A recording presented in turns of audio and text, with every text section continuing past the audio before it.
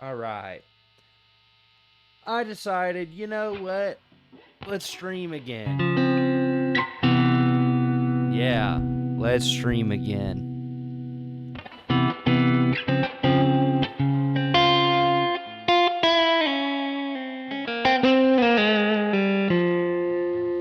But I think I'm going to switch up a couple of the hashtags once I go into the YouTube live stream. Yeah, you know what's crazy?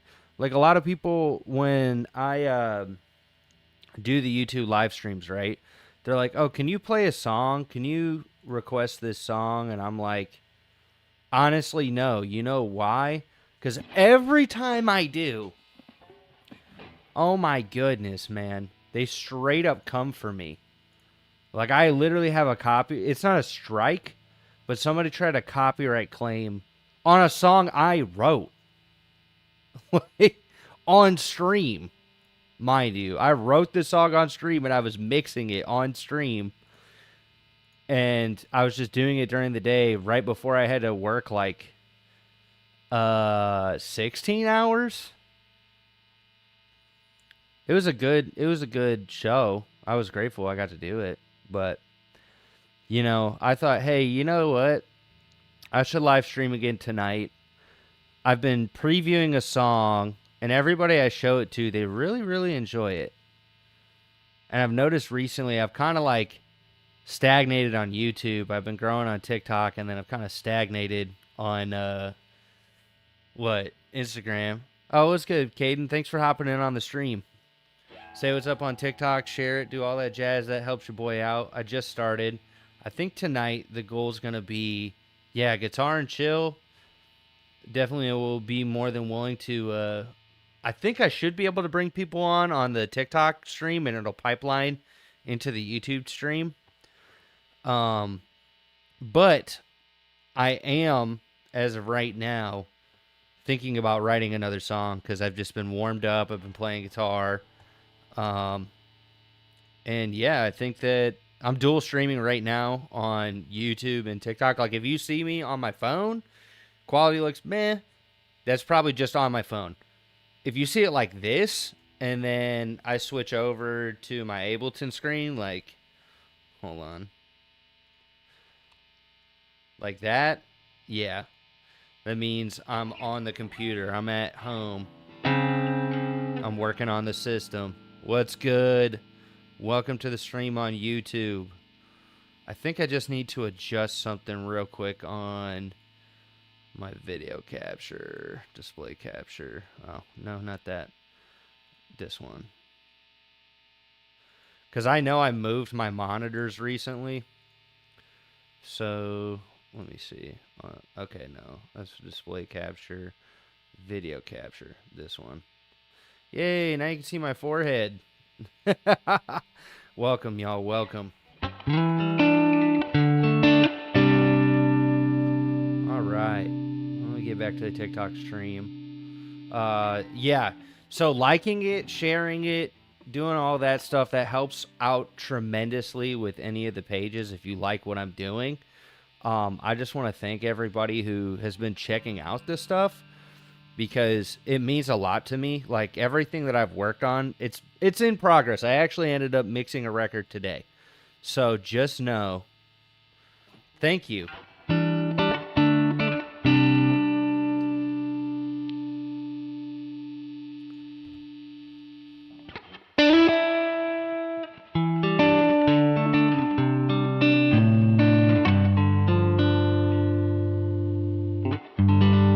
There you go. All right. And bear with me while I'm kind of getting everything set up. I know I'm probably going to switch out some of the hashtags that I normally use because I'm starting to get out of Christian hip hop. Like honestly, I've been listening to more Christian metal and hard rock recently. Like Christian rock and jazz and stuff like that. I've just been switching it up. And I think that's a good thing. I think it's much needed. Because there's just a point where you get with your music, right? That you wonder like what actually works? what's actually being shown to people, and like what do people actually like about what you're doing, right? Thanks for the likes. Okay, Christian rock, Christian metal. Boom, boom. Thank you so much. Thank y'all for the support. I'm jamming right now. That sounds amazing. Yeah, if you're checking out any of the things that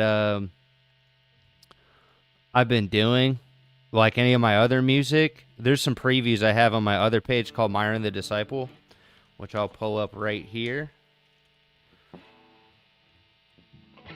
That is definitely my main page right here for where all the finished songs are, and I've got some previews going on right now. This was one of them. This was one that I made the other day. I got to work on my video editing. Empty vessel, weight of my sin, crushes my soul, must be born again.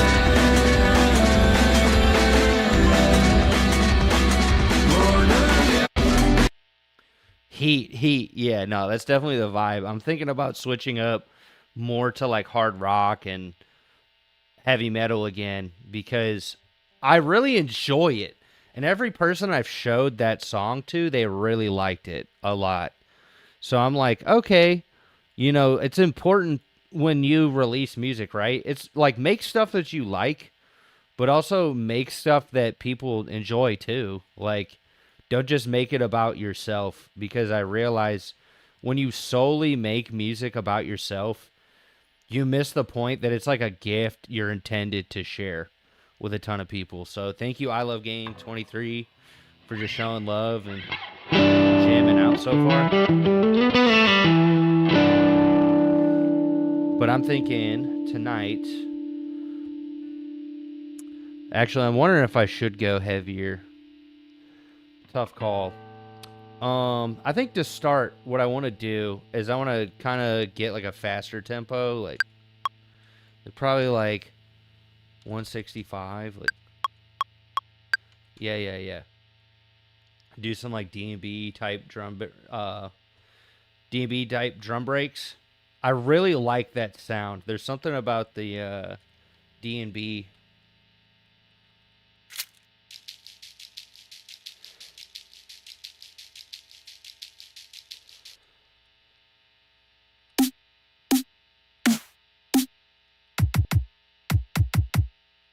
So I had a couple.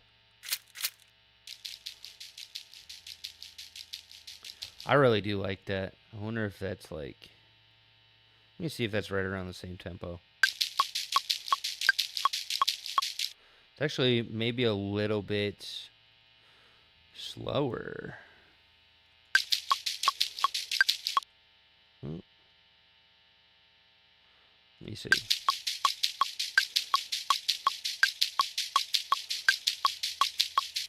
Okay, yeah. Let's do like 167, something like that. Because I know I'm going to be playing guitar on this, but I was thinking too, let's like songwrite. Let's like actually involve all of it, play a little.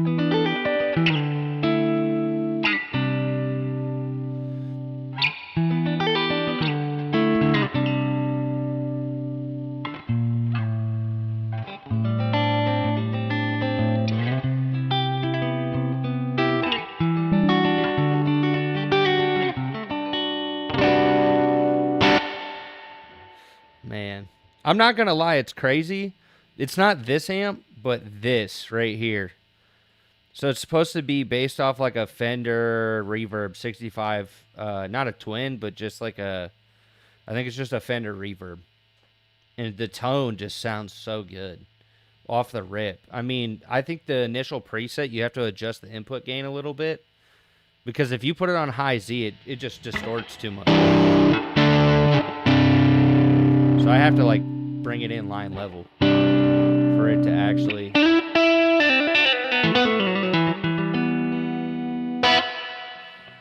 rein it in. And I also have like a little overdrive going on there.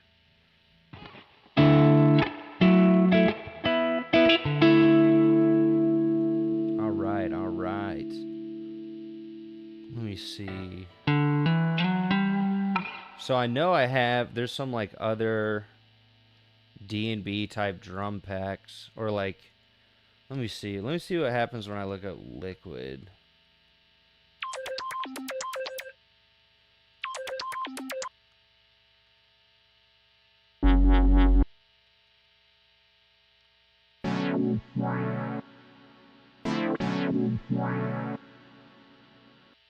Ooh. Yeah, that's what I was thinking. Like something like that, bro. There's something about Liquid D&B drums and drum and bass drums that goes so well with metal.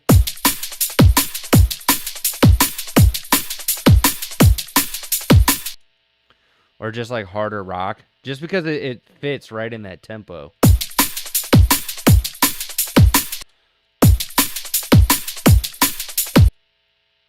Ooh, yeah.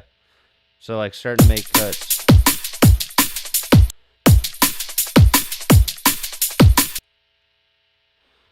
Boo da boom. Boo da boom. Yeah. Oh yeah. That's like definitely one of the vibes right there.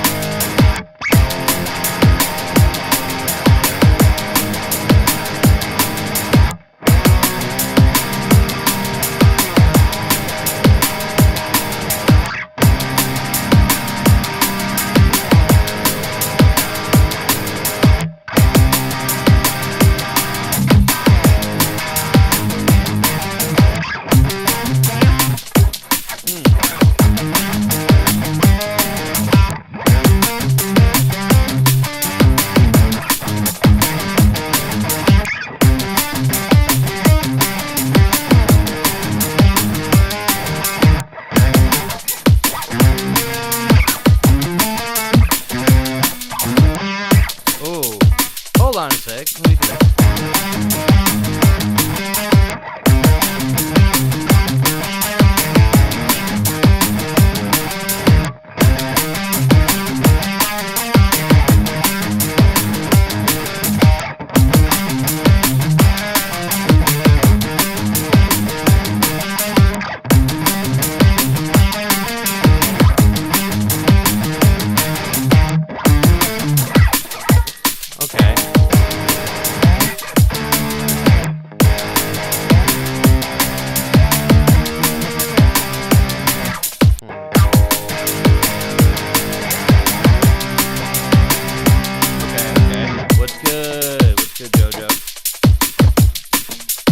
I like that. It's like D&B drums.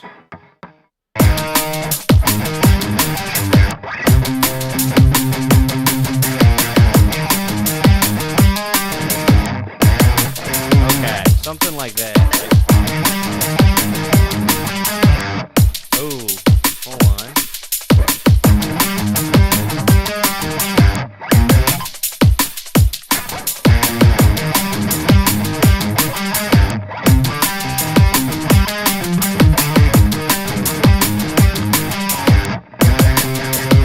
Something like that.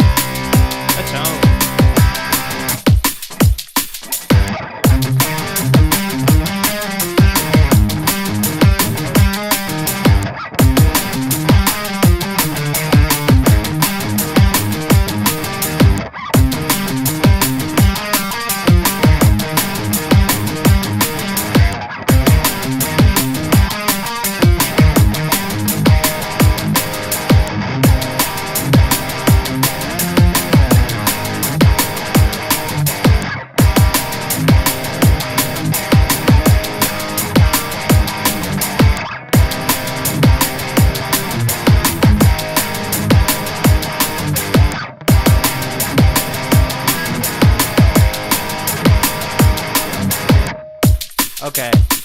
So, like...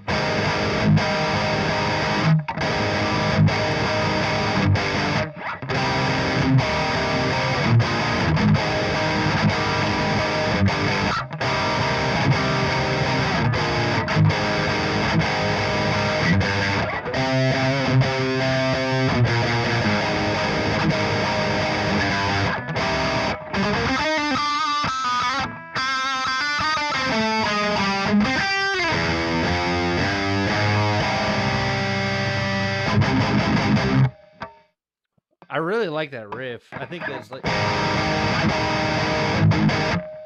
You know, like, definitely some guitar parts like that, like...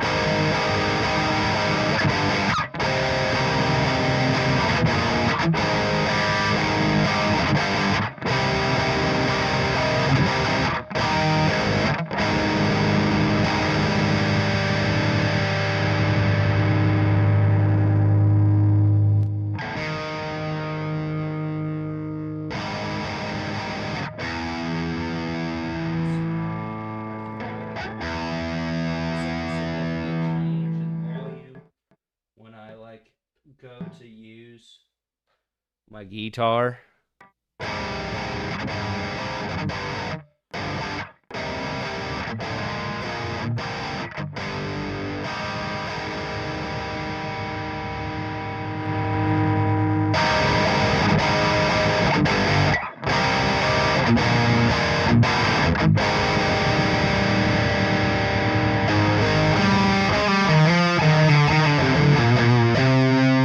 See what happens.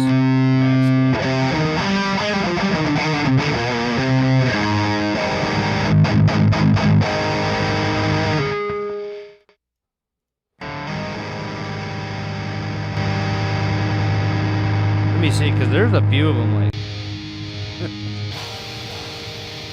They're like...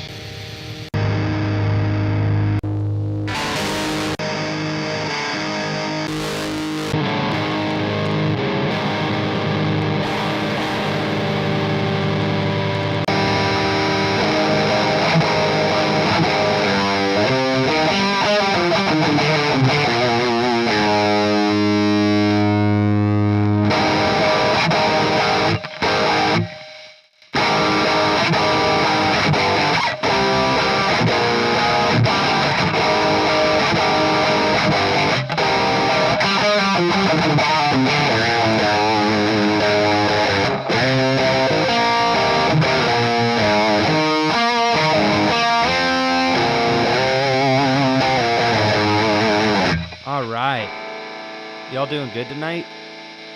Y'all hanging in there? I know today I've not had that urge to actually do my other job. So I've been kind of just, I don't know, like I'm musically inspired, but I've realized like, dang, am I just unmotivated? But I think it's God pushing me to do this stuff. Because this stuff gets kind of scary when you think about it, like making new music. Especially when you haven't been finishing music. Like I have songs that I just started finishing up that I've been working on, and I've been wondering, like, do I do pop? Do I do hip hop? Do I do metal and rock and like stuff that leans in there? Or do I kind of blend all of it, you know? And I think these are good questions you have to ask yourself as a musician when you're working on stuff, right?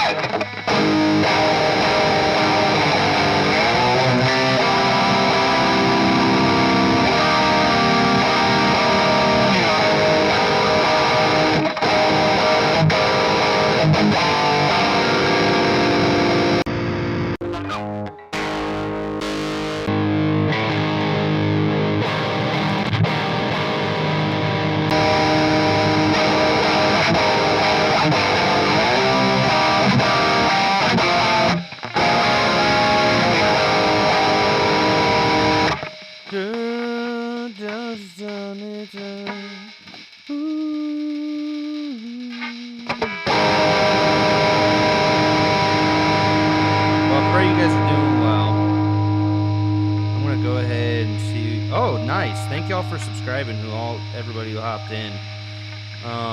Because it doesn't show me on YouTube if people are subscribing in real time or not. It only does that with like TikTok. On that note,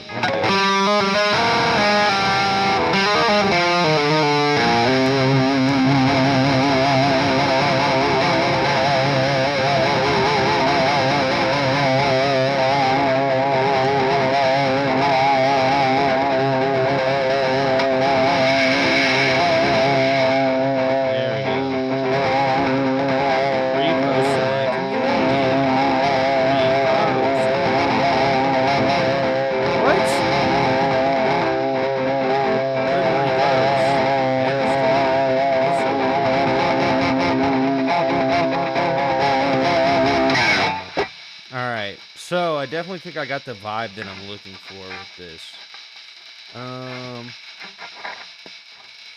Let's see. But yeah, I'm thinking.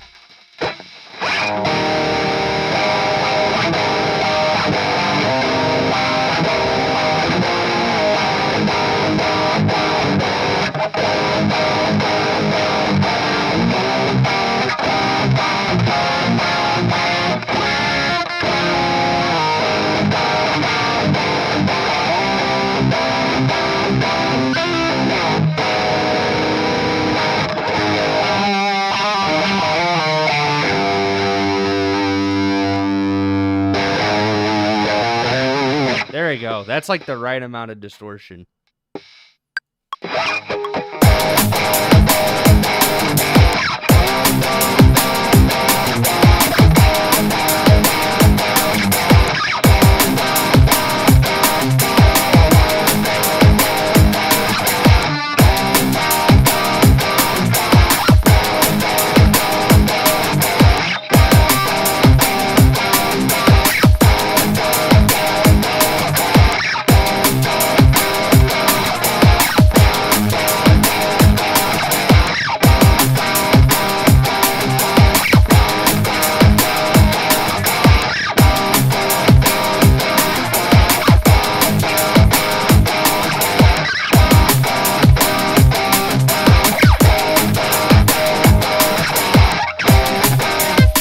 Close, but definitely that's like the chords.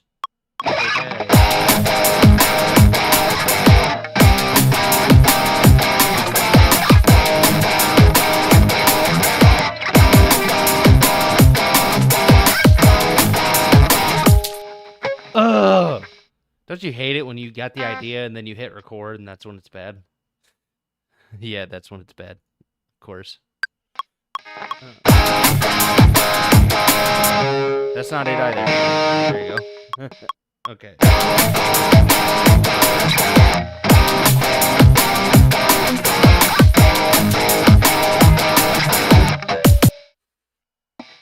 Oh, okay, close enough. Let's just get the first one down.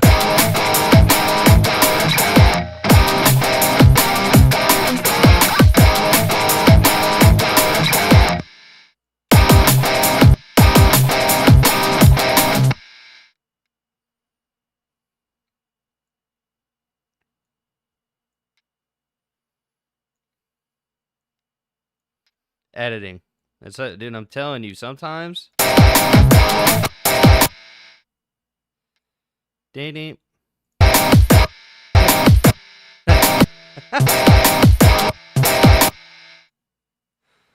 Oh, maybe make it sound that way too, like. Ding. Like. Just make it sound super chopped and edited. I kind of like that. Like.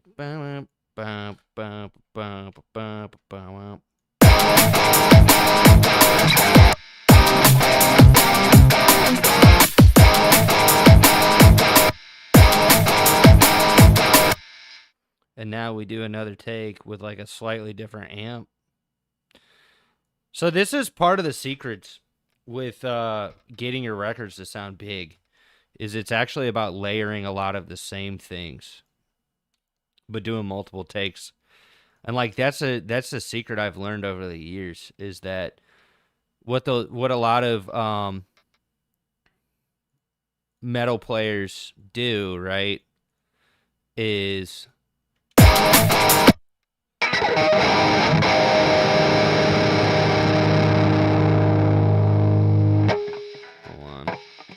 what happened to all the presets that I had saved? My downloads.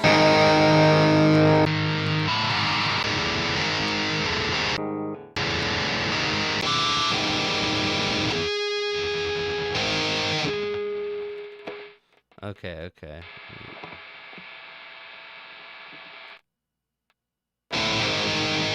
Okay. So this one has a slightly different tone, but it's moved to a different ear, so it's...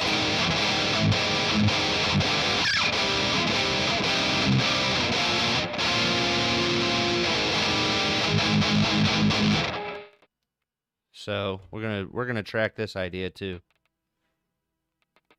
Chill, train. It's too early for that. Just kidding. Yeah, most of the time the train comes at 3 o'clock in the morning when I'm trying to sleep.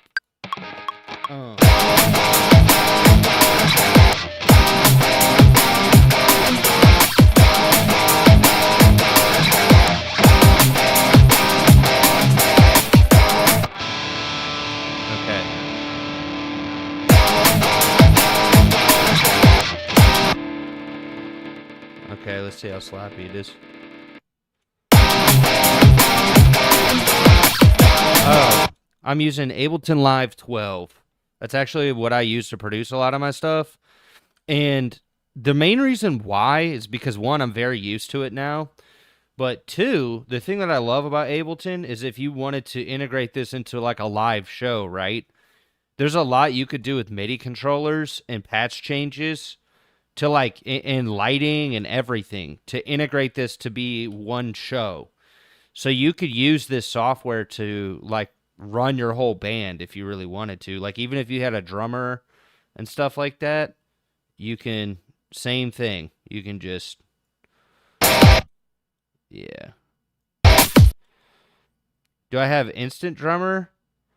No, it doesn't have instant drummer. What it has, so it has this thing called Beat Follower. And what you can do is you can pipeline your drummer's audio into the software, and then the software will essentially map all of your delays and reverbs in real time to the tempo. Like it'll automatically change and follow the tempo of what's going on. Now, what I would do for my own music is program drums. Like just build all of your set in here and get all your drum samples and your sounds and what you want, right? Doing that first. And then, instead of having some sort of like AI drummer or drum machine, like programming your songs all the way through. So that's kind of the vibe of what I do now is if I were to play live, I would just make a live version without certain vocals and perform the guitar and the lead vocal part with the live performance and use my audio interface as like the thing that pipelines all the audio. Everything's already mixed. I would probably just have a pair of headphones or in-ear monitors on stage and I'd play my stuff. So that's kind of the reason why I like this software is you can make your stuff, and then if you wanted to make a live version, you could use the same software to run your whole live show, run everything.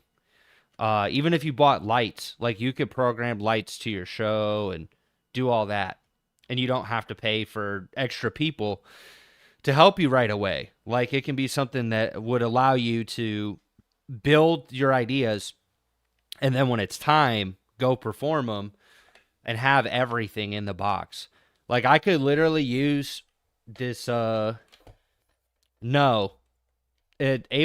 works on Mac or PC. I'm actually on PC. So I could use this right here and I could map it to whatever I want. And I could use the MIDI controller to do patch changes for my guitar, for vocal effects, like different types of effects that I want to throw on the show. So it's like there's tons of things that you could do to be creative with what you have now. And then when it's time, get it ready to go play live. And yeah, I really like this riff. I think this is I kind of want to start blending drum and bass and electronic instruments with metal and bring that in to the sound that I want to move forward with. Because the song that I've been previewing on my other page that's doing really well, it kind of leans into this, and I think that this is like a good mixture of everything that I really enjoy.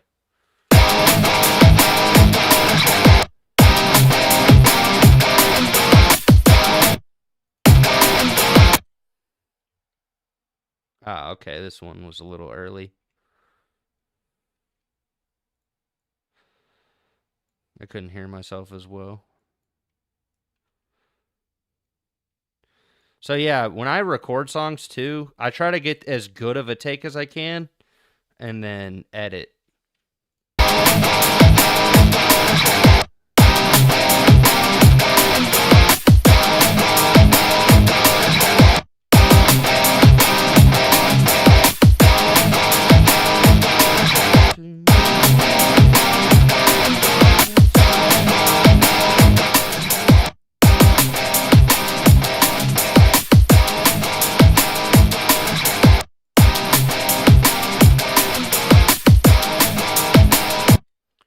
So I'm thinking about doing another take as well.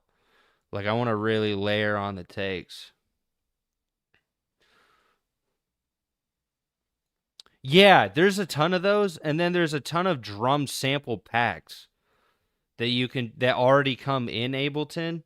So like you can go into all of their different drum sample packs and program your drums. Now, these are just drum kits. If you load it in, you have to make your own drum loops. So personally, what I've been doing is because I really like drum and bass, I like some of the Liquid D&B stuff they already have. Like this one sounded good already, so I just like did some cool edits to it. Like.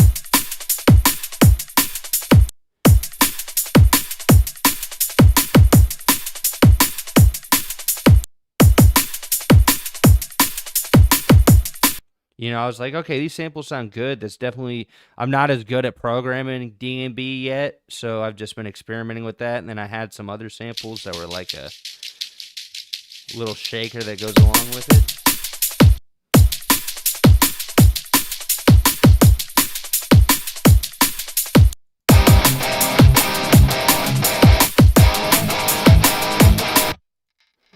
And to make this sound bigger, I'm going to play another take.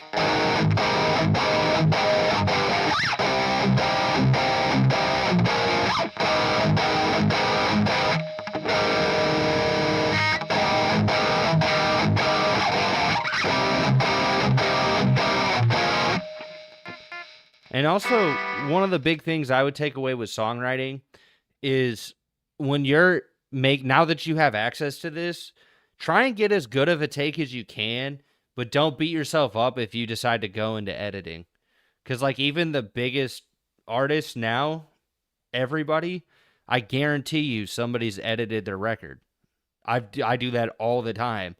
And when I perform it, though, I practice so many times I'm ready.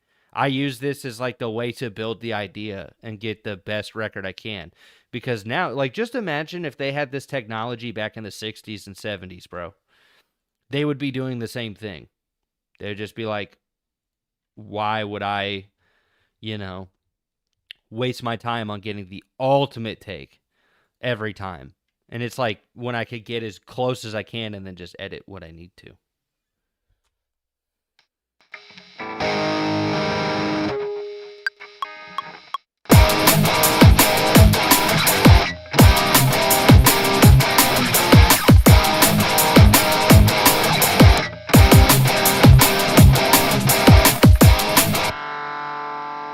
Oh, why'd I do that?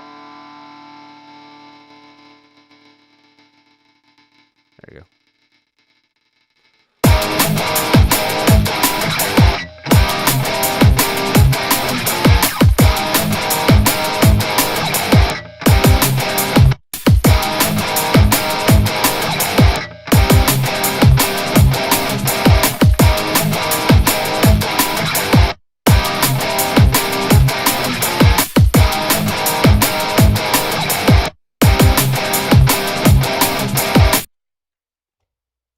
Okay, I'm going to do that because I think if I would play live this song, the way I want to do it is I'd want to play this guitar part, so I'm going to emphasize it in the record, like in the recording, a lot. And then once I kind of got it dialed in, I'm going to add like a...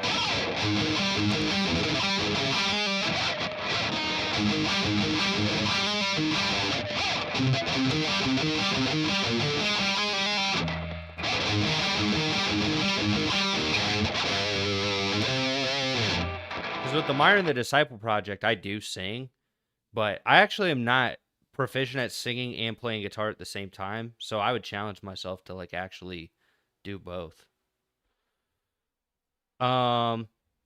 With the tones, how does it come with the tones and effects settings?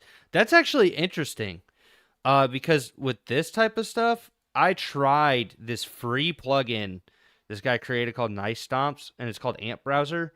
Now, I did hear the company that essentially this links to, it's called Tone 3000. Dude, if you want some of the best free amp sims, go to Tone 3000. I'll show you real quick. It's legitimately, if you're a guitar player and you don't know about Tone 3000, this was a game changer for me.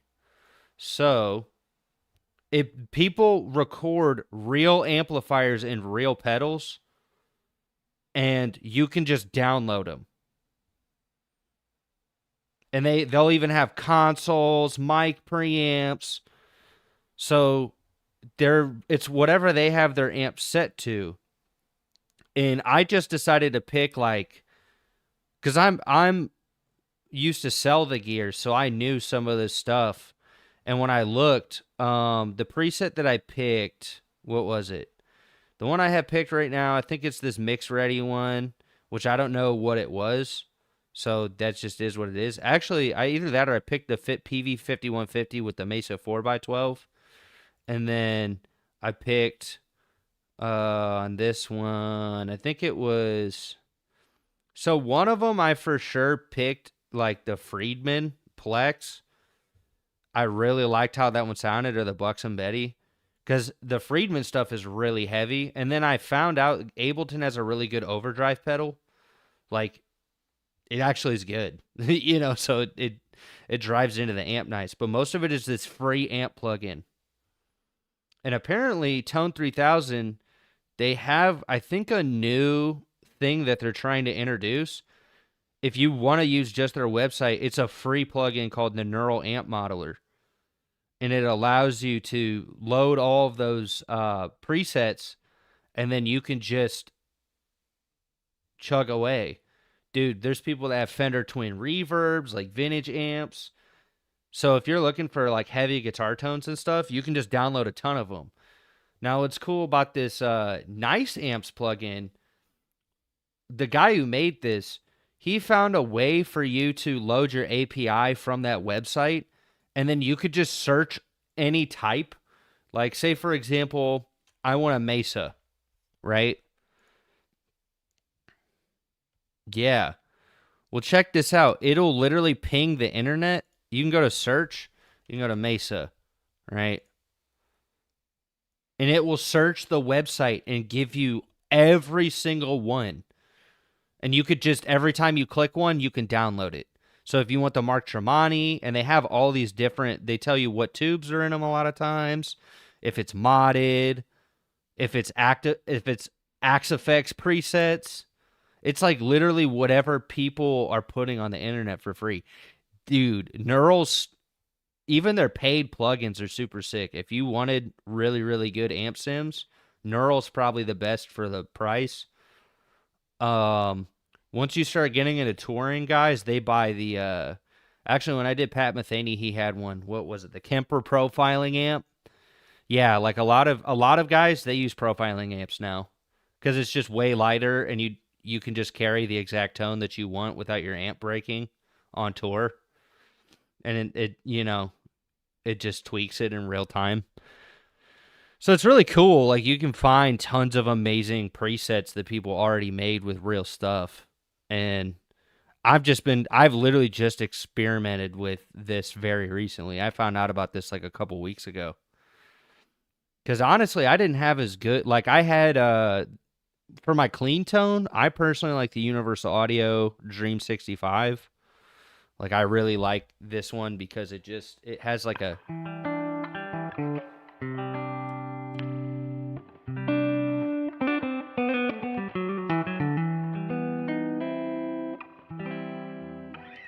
but when I'm using the heavy tones, dude, this free amp plugin, I can't remember who made it.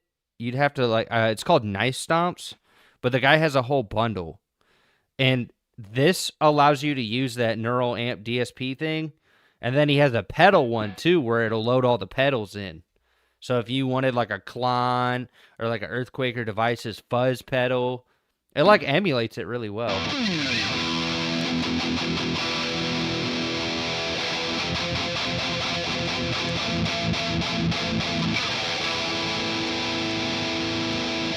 That's pretty nutty. I'm not going to lie. It sounds like an amp I've played that has cost thousands of dollars, which I have played some of them. Some of the amps they're modeling, they cost, just the head costs thousands of dollars. And they're really good, really reliable.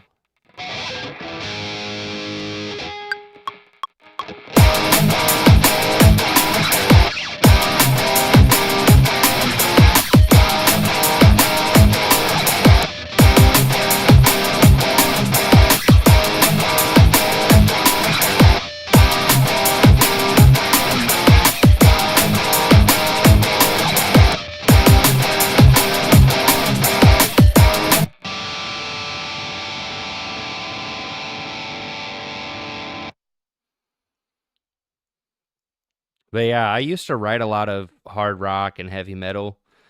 So I have to get back into programming for that kind of stuff and writing for it. But I believe in the skills that I've implemented. I'm going to implement that and then more modern, like electronic and pop songwriting. And I think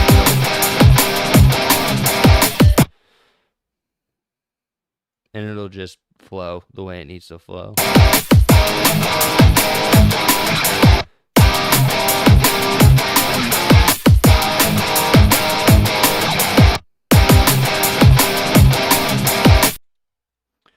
So I'm thinking I'm going to add one part that's like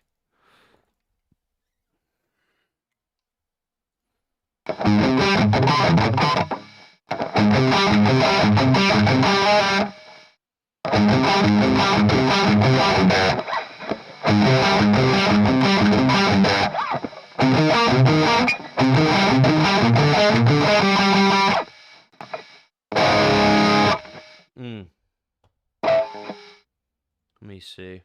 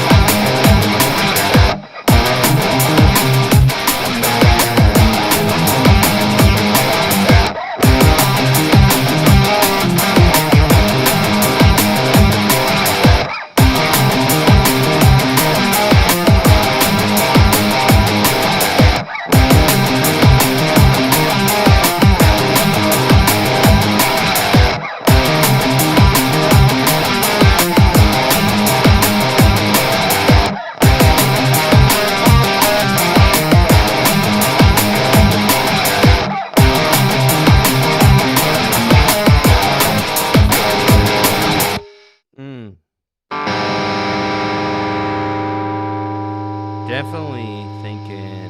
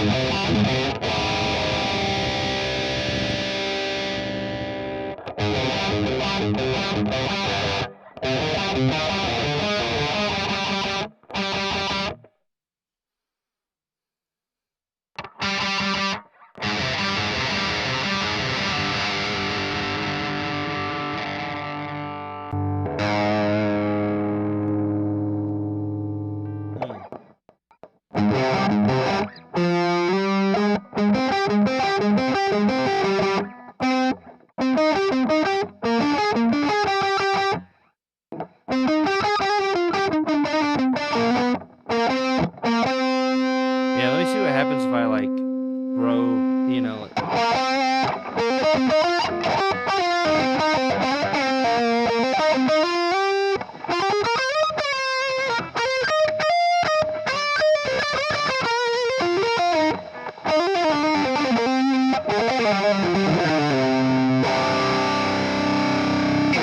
Ooh.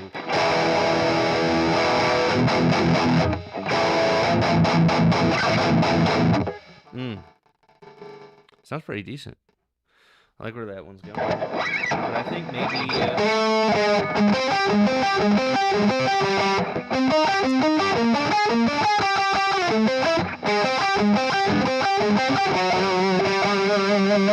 Ooh, yeah.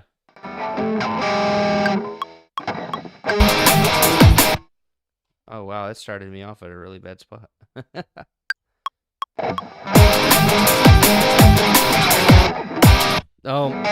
Oh my goodness.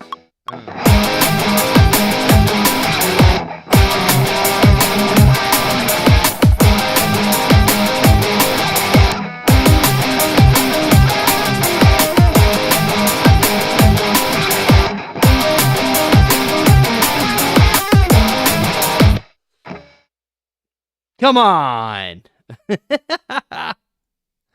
Man, that's a me problem. Let me actually, I'm not going to lie, if you haven't got one of these for recording, I probably won't have it when I'm live. I probably will. I don't know. Let's see. But this thing has been so amazing for recording because all it is a dampener. So it makes your playing so much tighter when you're recording instead of like putting a sock over. Yeah.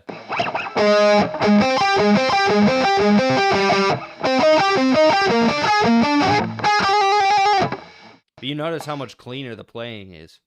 Like, I'm still a pretty clean player, but that just, like, tightens it up because it kills the string resonance.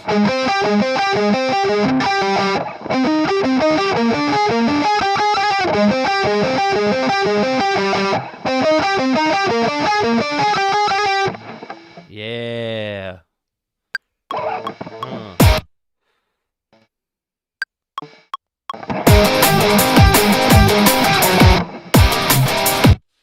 keep messing that up.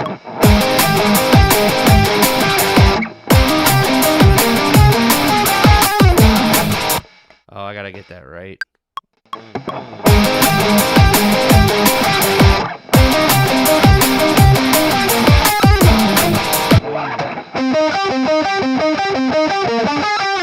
There you go. That's better.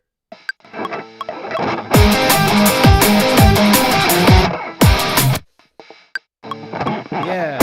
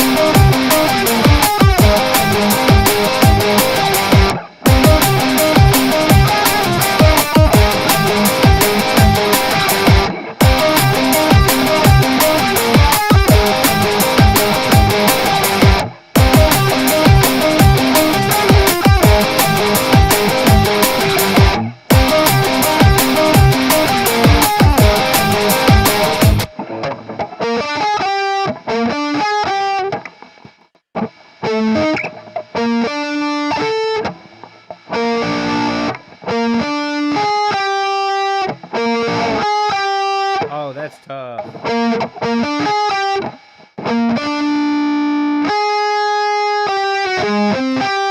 That might be it.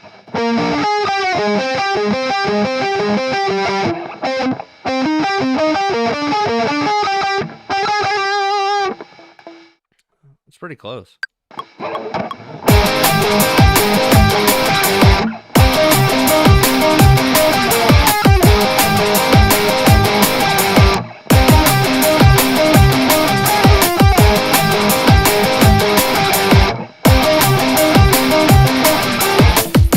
I think I got it on that last take, honestly. I'm going to go with it. It sounded clean enough.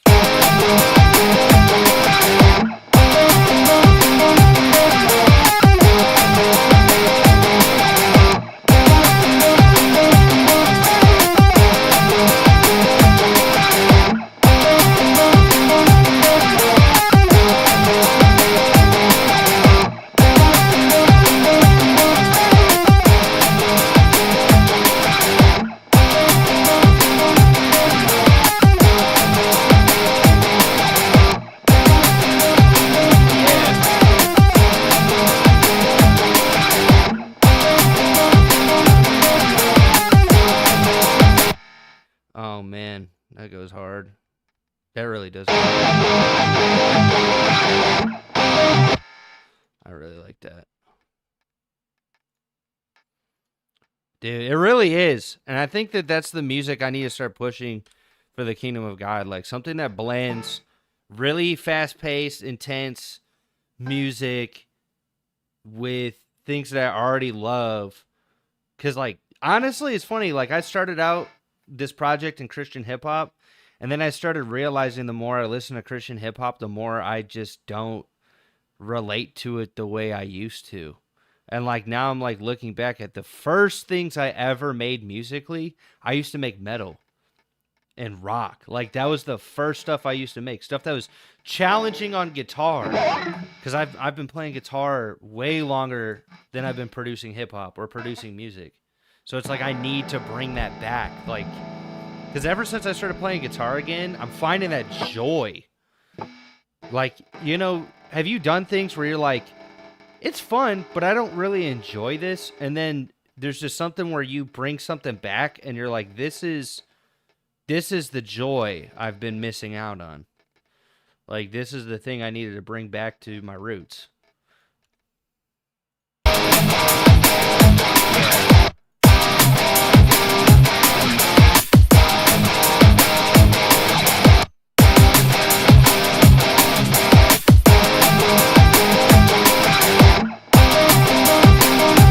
Oh, yeah. Oh, yeah. Oh, yeah.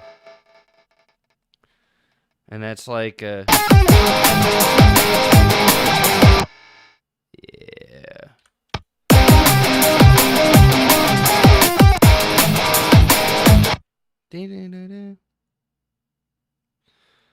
Why is it not locking to the grid? Snap to grid. Oh, yeah. I'm like, why is it not snapping in the grid? I was wondering that. I was like, why is nothing snapping in the grid?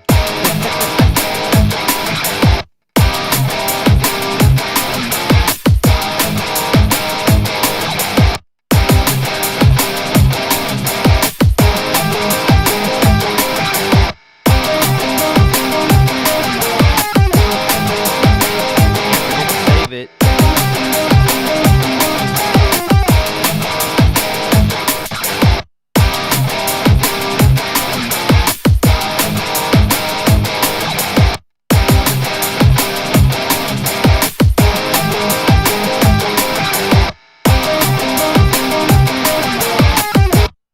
So now what I'm wondering, I'm going to bring this guitar part down and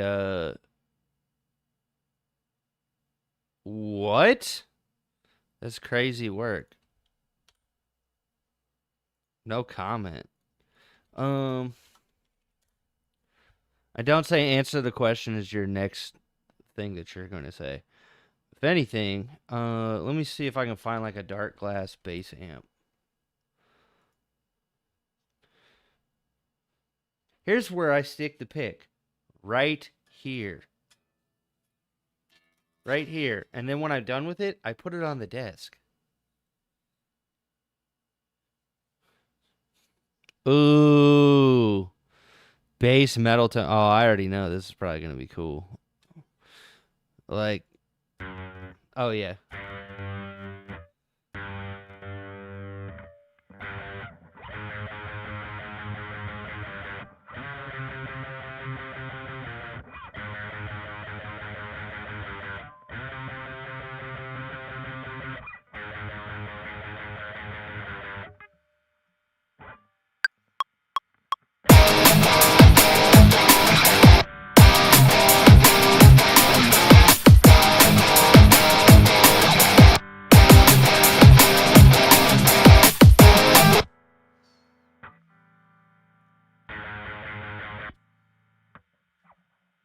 Let me put that on here. Let's see. Let's try that again. So this is another secret I do, guys. I don't have an electric bass right now. So I'll play electric guitar on a lower fret and I will drop it down an octave. And it sounds exactly the same. Especially if you play like picked bass for metal. It sounds pretty much exactly the same if you use a good amp sim.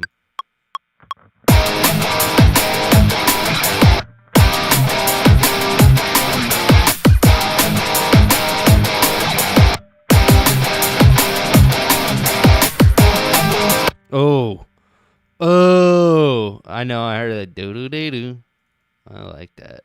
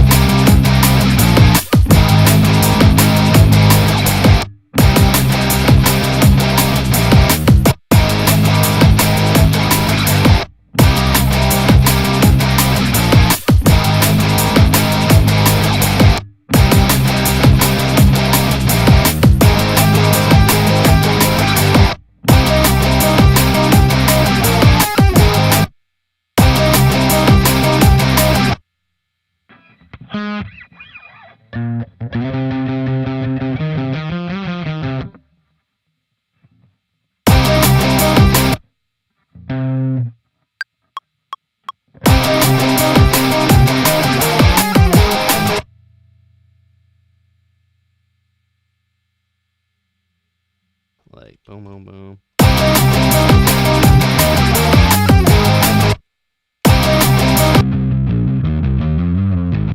Oh, hold on.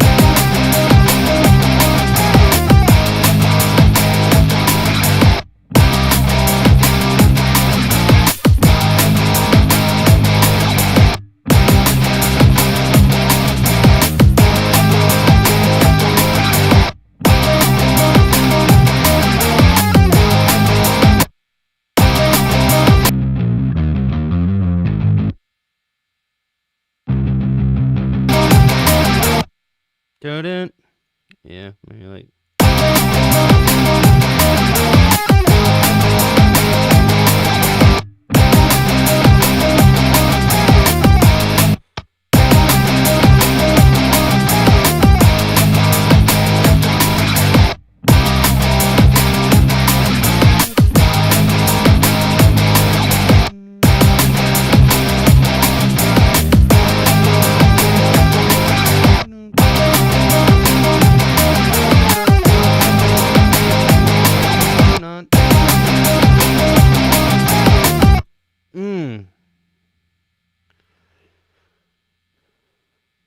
Have you tried using automation? Yeah, personally, I should be using it more. But the funny thing is, a lot of times I just end up, I mean, if I were to do that more, I tend to do it when it comes to like sections. So if I want, so for example, I think just to lead into this, what I would do is to like intro the song.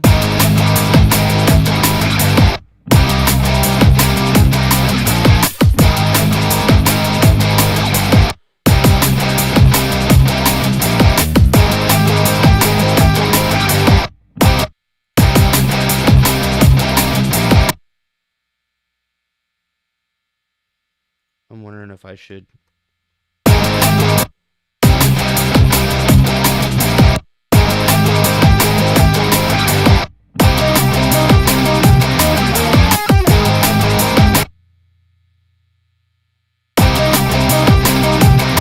I think I might change that bass riff.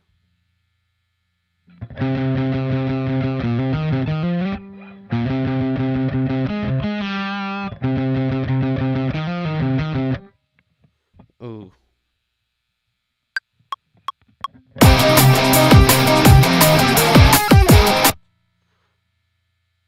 But I personally don't use it too much.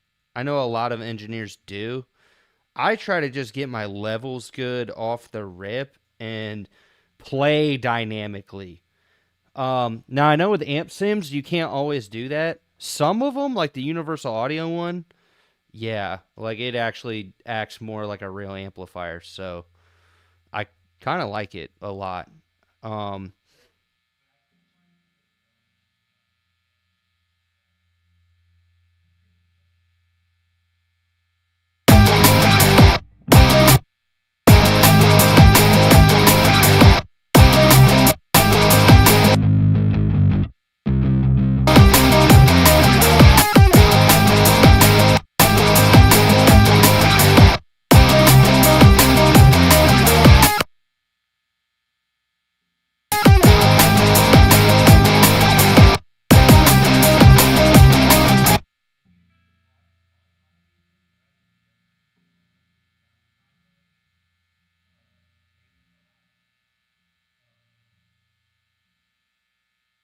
why did I do that? Like, did I?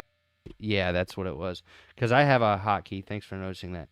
For volume automation, Typically, I save it for last because I like doing the arrangement part first. I like getting everything solidified as a song and an idea.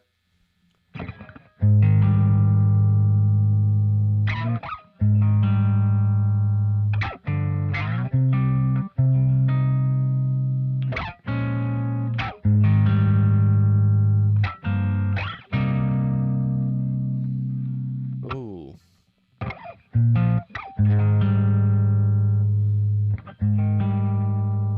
That kind of sounds cool for like the intro. That'd be cool for, so it's like a intro guitar. So I take a bass amp and I play intro guitar. So it just sounds like cool and broken up. Intro guitar. So it like gets the point across. And then I think eventually once this idea is fleshed out more, we're going to go into another section, like write another section.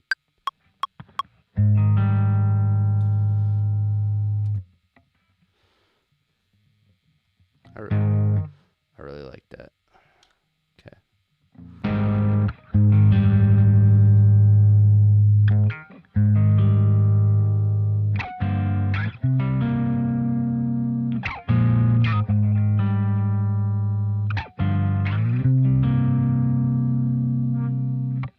Ooh.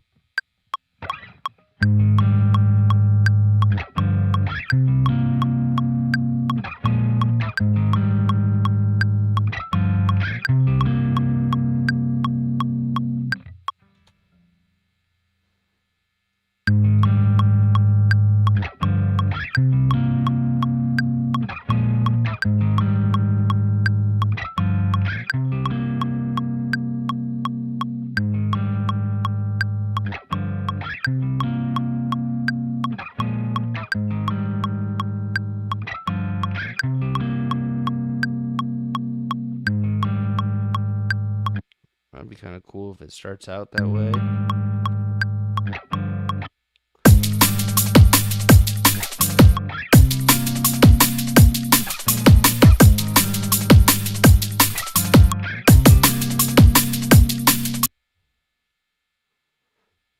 And there's... Yeah! Oh, dude. Oh, dude. And then... So this is why I usually save it for last. If you use Ableton, it's better to automate this way and use your utility. Because the utility, you can do all your automation here. And then if you need to fader adjust everything for your mix, you can just use your faders. Legendary trick. When I learned that, I was like, oh, dude, that's so good.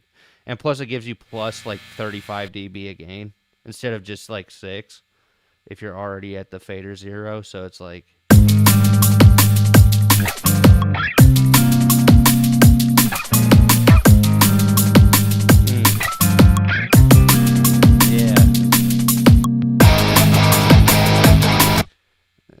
Yeah, let me make it. Dee dee dee dee dee dee dee dee.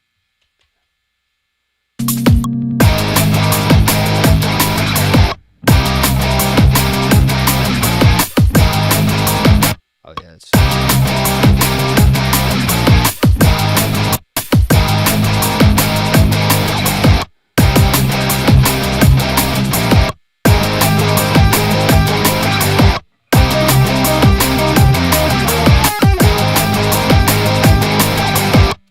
Oh yeah.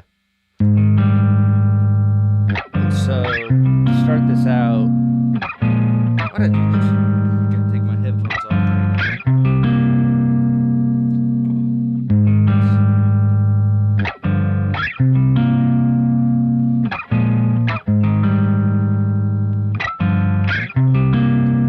So what I also really like about Ableton is I'm going to actually, let's see, there's the E-piano.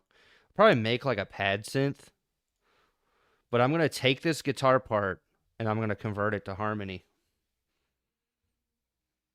And it's usually pretty good. Dude. It's pretty accurate. Like, it'll catch the string noises at pitches sometimes.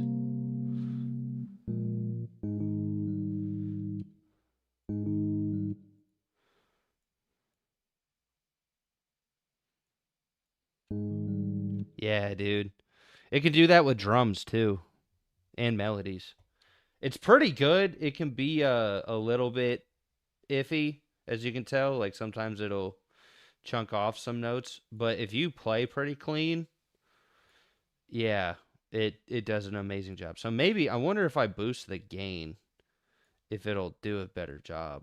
Like if I do it this way, if it'll recognize it the same, or if it just, oh yeah, it's the exact same. Okay.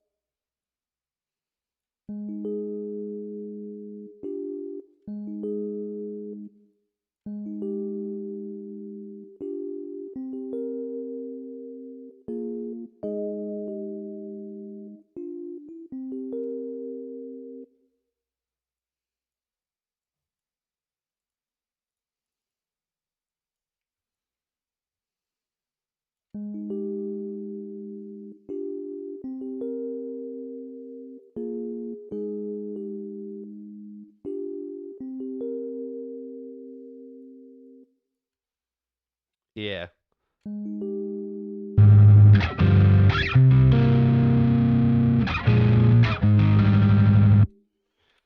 So that's a little too much, but I like. Yeah, that sounds good.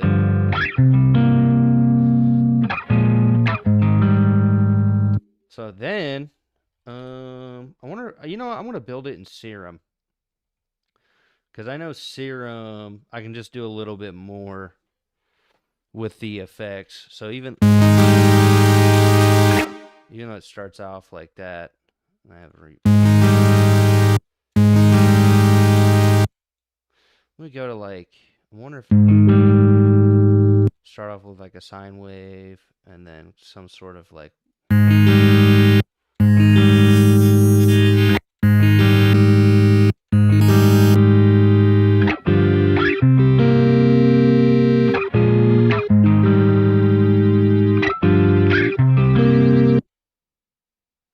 Oh yeah, no, I do too. Depends on exactly what I'm doing.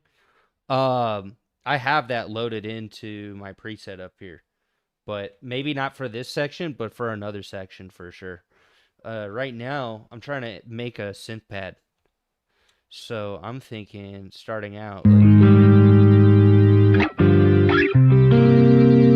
but I actually might want to do something kind of wild. So I found out you can what is it? You can do like granular or spectral type of wavetables. So let's do like a.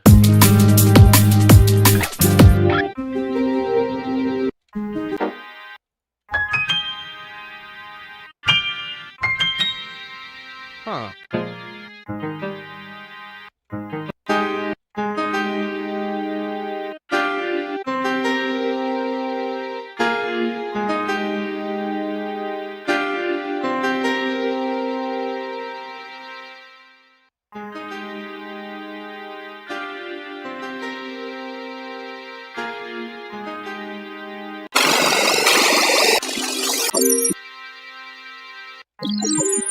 That's so wild. Yeah.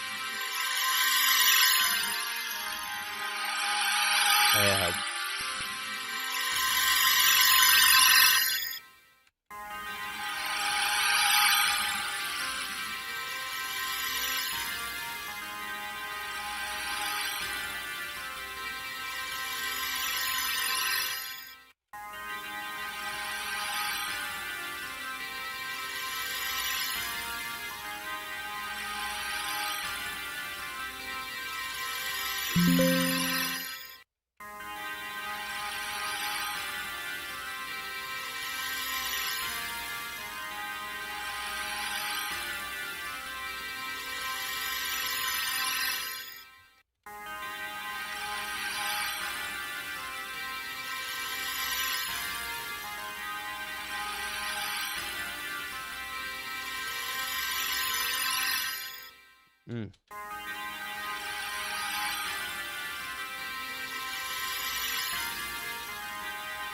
So, you know, you start off here.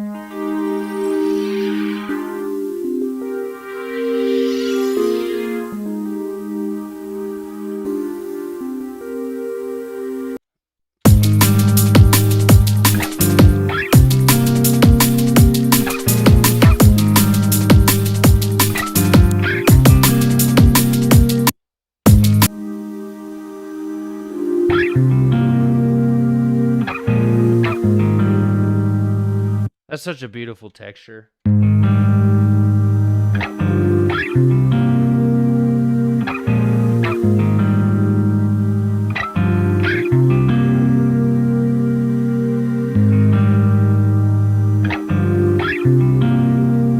So then what I like to do to make it more dense, because sometimes just a few notes in that octave might not do it justice.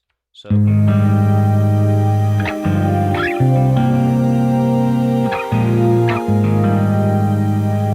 let me see.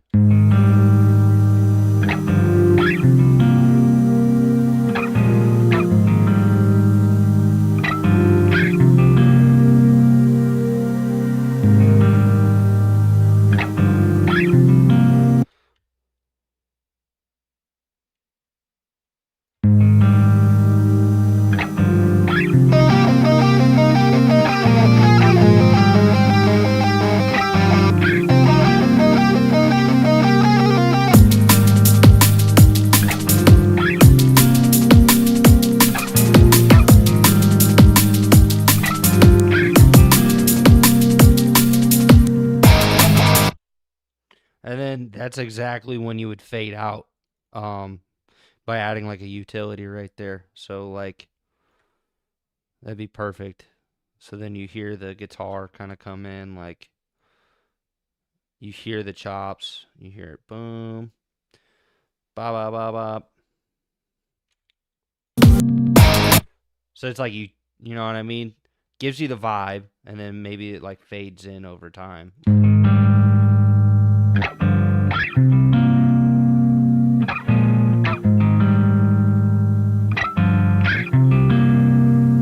And this is also why I like Serum. It's so easy to build synths. If you want to make your own 808s, if you want to make your own unique type of sounds, it's so quick with that. So like, you know,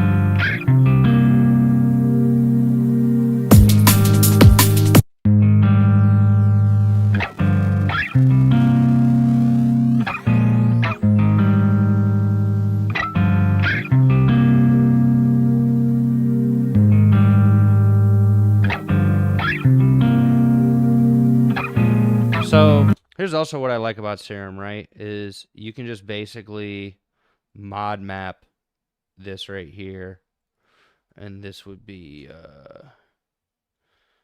down sample,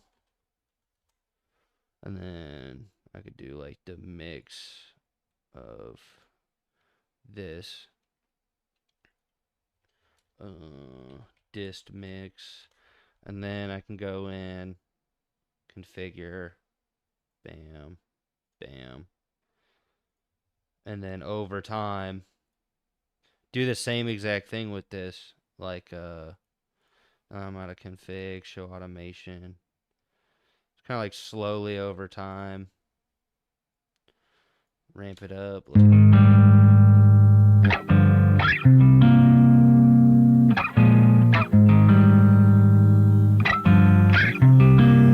Oh yeah, for sure.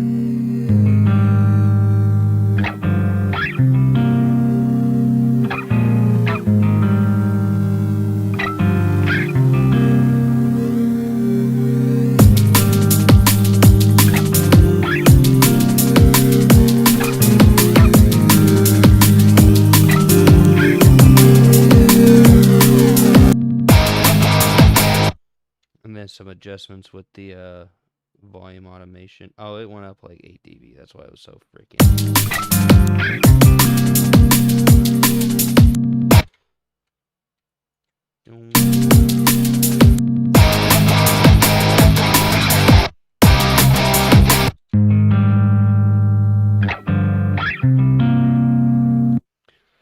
Yeah, I think that'll be pretty easy. Let me make that one. I'm gonna make it in Serum too, also. So I'm gonna do a sub sine wave just to start it out. And the chord progression, it's really simple, at least the first one. It's like a G sharp, G.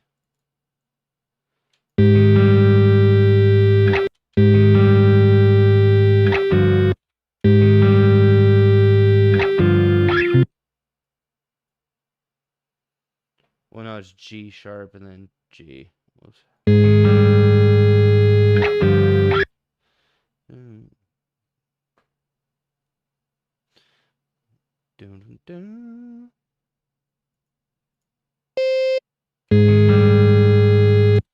Dun, dun.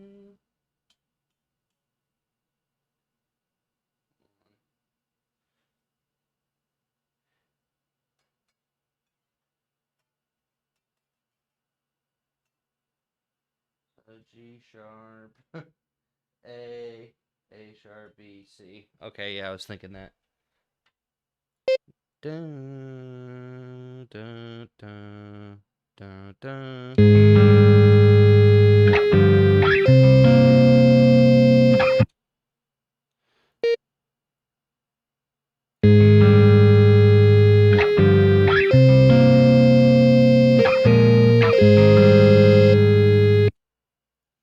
And then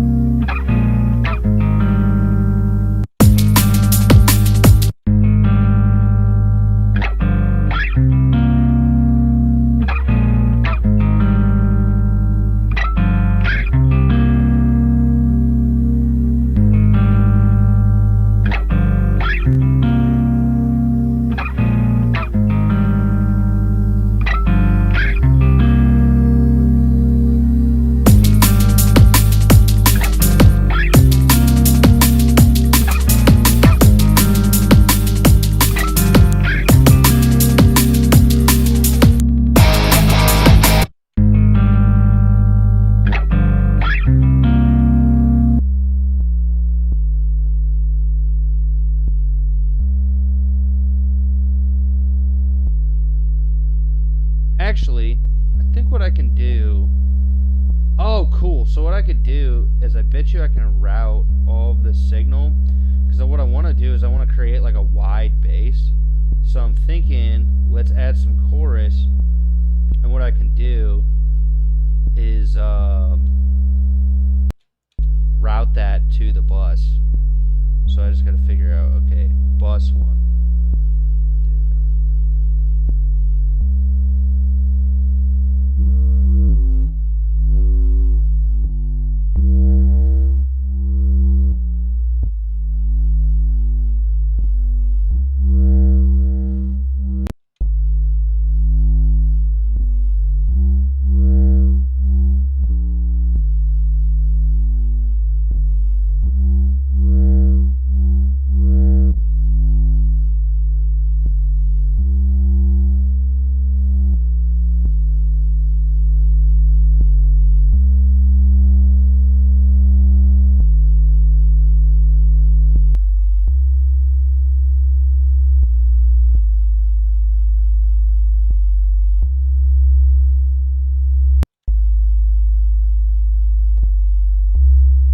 That's interesting. So you can like really dial that in there. I like that because I've never used the parallel processing, but I thought I would try it.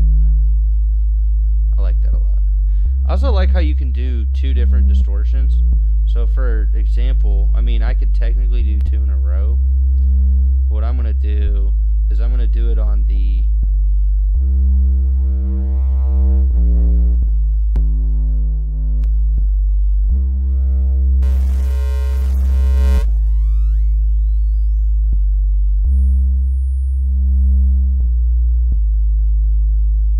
yeah, that's definitely your best choice because right now I'm just like adding sub.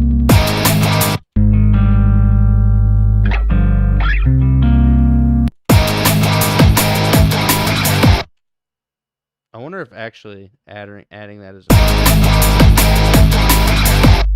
Oh, yeah, that adds so much weight to the already playing bass guitar just to support it. That's kind of sick. I like that. How it's like the bass.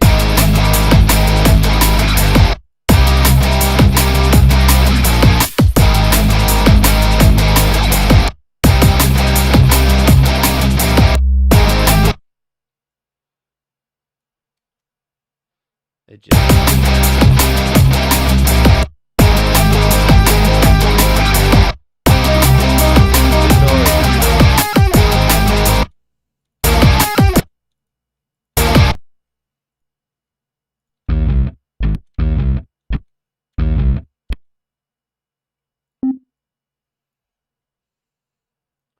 Maybe.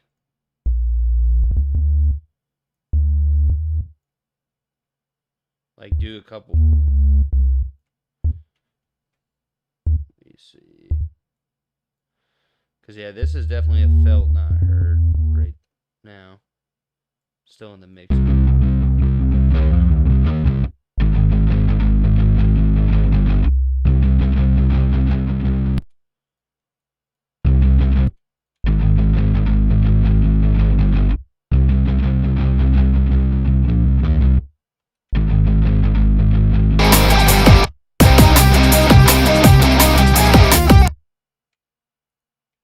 I like that.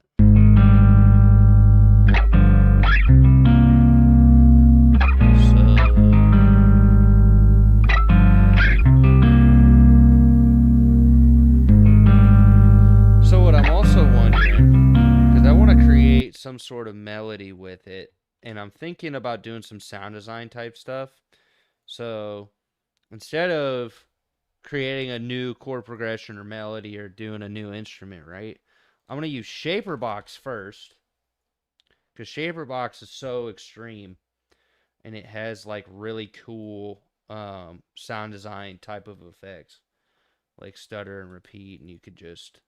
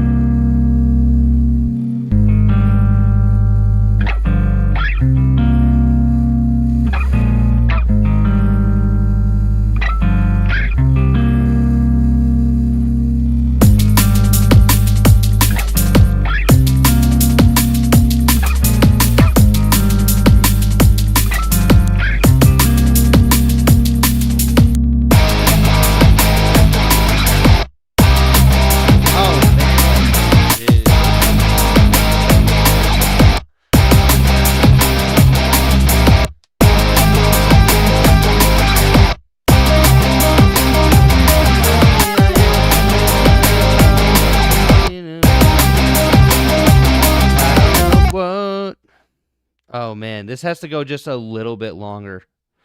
Just that, and then there's got to be some like, oh man, dude, this is this one's coming together. Hold on. This is definitely the vibe I need to start moving in from now on, for real. This has to be kind of the new wave, because I haven't really heard stuff like this.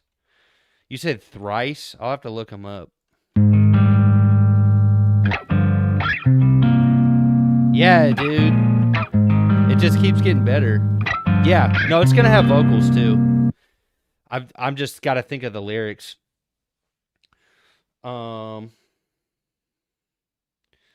because I kind of like doing singing stuff. I kind of like even though I do enjoy screaming and metal, I don't know if that's for me with the sound that I'm going for. Because I've thought about it, but I'm also like, I want to blend. I kind of like the fact that I when I would rap, I would do like a melodic type of rapping and singing.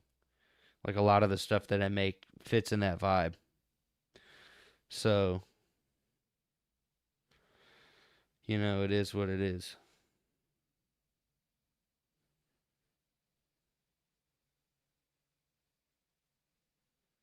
What? Couldn't watch the live because you're live on another device. Blah. Bull crap.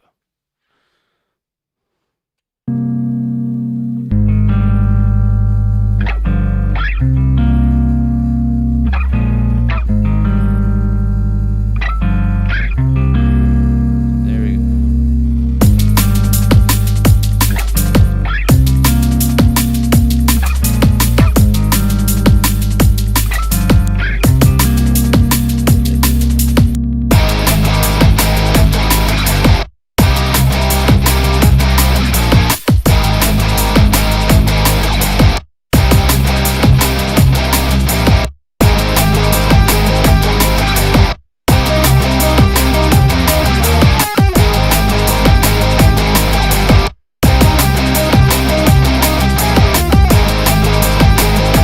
Yeah, honestly, and it's not even done. I think intro wise, what I want to do as well, I kind of want to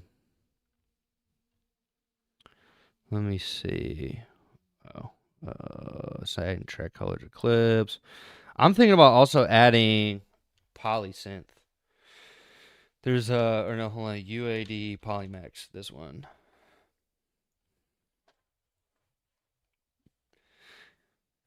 Yeah, I think that I haven't heard music really like this, and that's what I'm enjoying about it. Is it mixes things that I really enjoy, and puts them in a way I've never heard.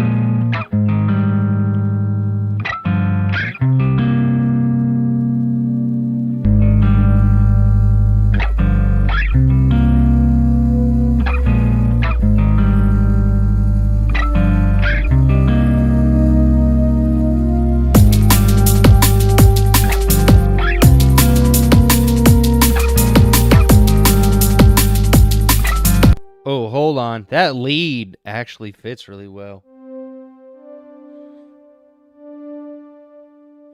Right. And that's kind of the thing that I want to push is the idea of what Christian music is.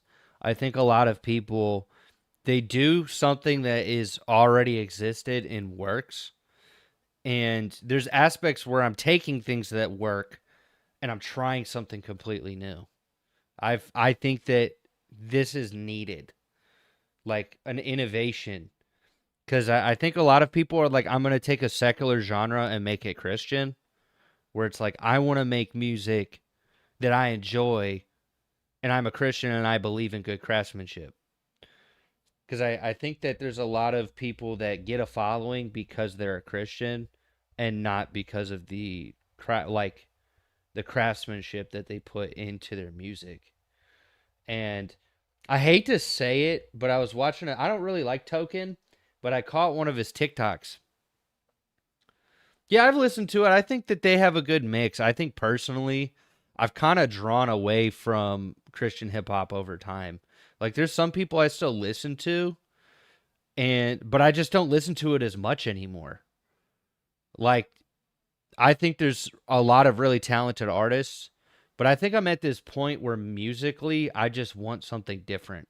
And that's what I've recognized more than anything. It's nothing against them. It's like me realizing, you know what?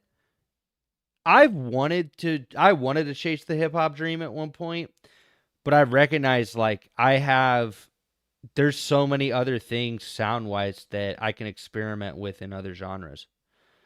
Like there with Christian hip hop especially, there's limitations that they have right now, and it more so has to do with the way that they get people to Christian hip hop. And that like the fact it's like a lot of artists so the way they promote it, they'll be like, "Oh, did you hear J. Cole said this?" Or like that's the most recent trend. And they're like, "Oh, that's not him, that's me." And then they like promote their song. I'm kind of indifferent. I think now Christians need to yeah, like that's the thing is it's a template, but it also makes me wonder, right? When are we going to stop as Christian artists falling into the trope of that? Because it's a good thing and a bad thing at the same time. It's like the good thing is people can who don't know Christ can relate to it. The bad thing is it's not necessarily as original as it could be. Because I think that there's some Christian artists that are making a very original sound. And the funniest thing about it, right, is music as a whole, uh, it started out as worship. Like, if you look at the earliest documented music in history, it didn't matter what god it was, whether it was the one true God or the other false gods. It was ultimately worship music. And that's been documented in China. It's been documented as early as Gregorian chant for the church.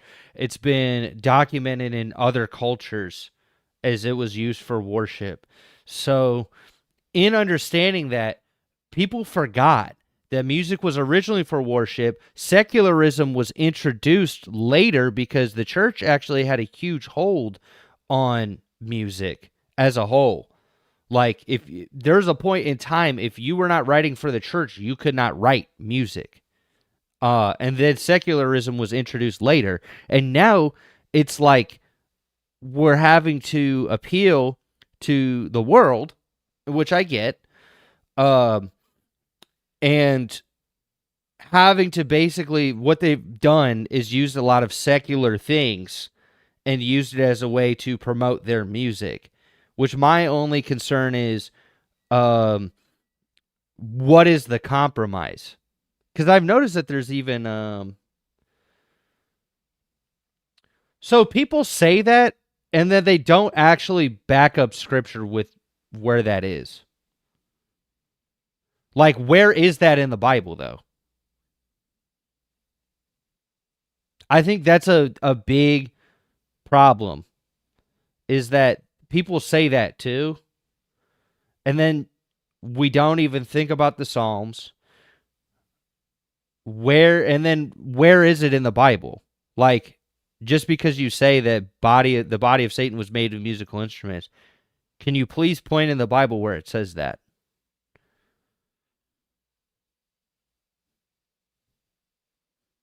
Because a lot of people say that, but when I've looked, I haven't found evidence of that.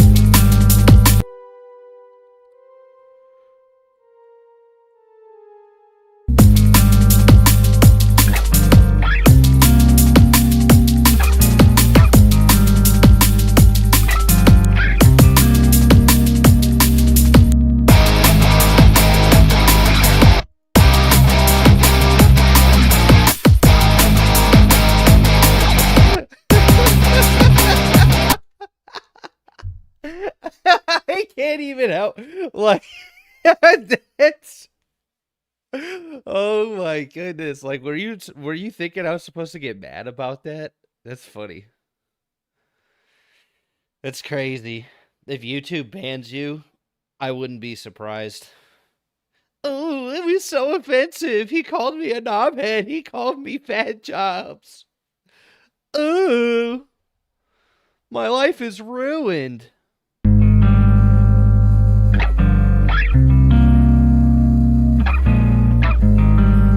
Okay, so Ezekiel 28:13. Let's actually look at that one. I think that's important. Because that's the only one that I've seen that's pointed towards that.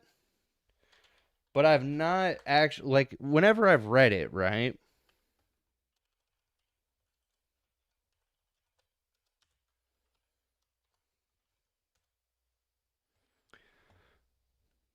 Okay, he was in Eden, the garden of God. Every precious stone was the covering: the sardius, topaz, and the diamond, the beryl, the onyx, and the jasper, and the sapphire, and the emerald, and the carbuncle, and the gold. The workmanship of thy tabrets and of thy pipes was prepared in thee in the day that thou was created. Okay. So let's see another translation of that too.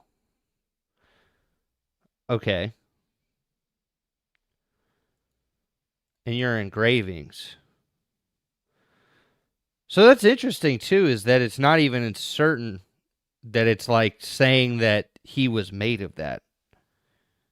He said he was covered in all these different material, like, beryl, onyx, jasper, sapphire, emerald, and then crafted in gold were your settings and your engravings.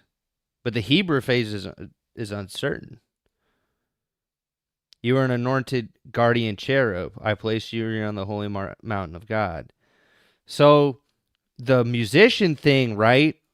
Wasn't that exactly because he was a cherub? Yeah. But they had different roles.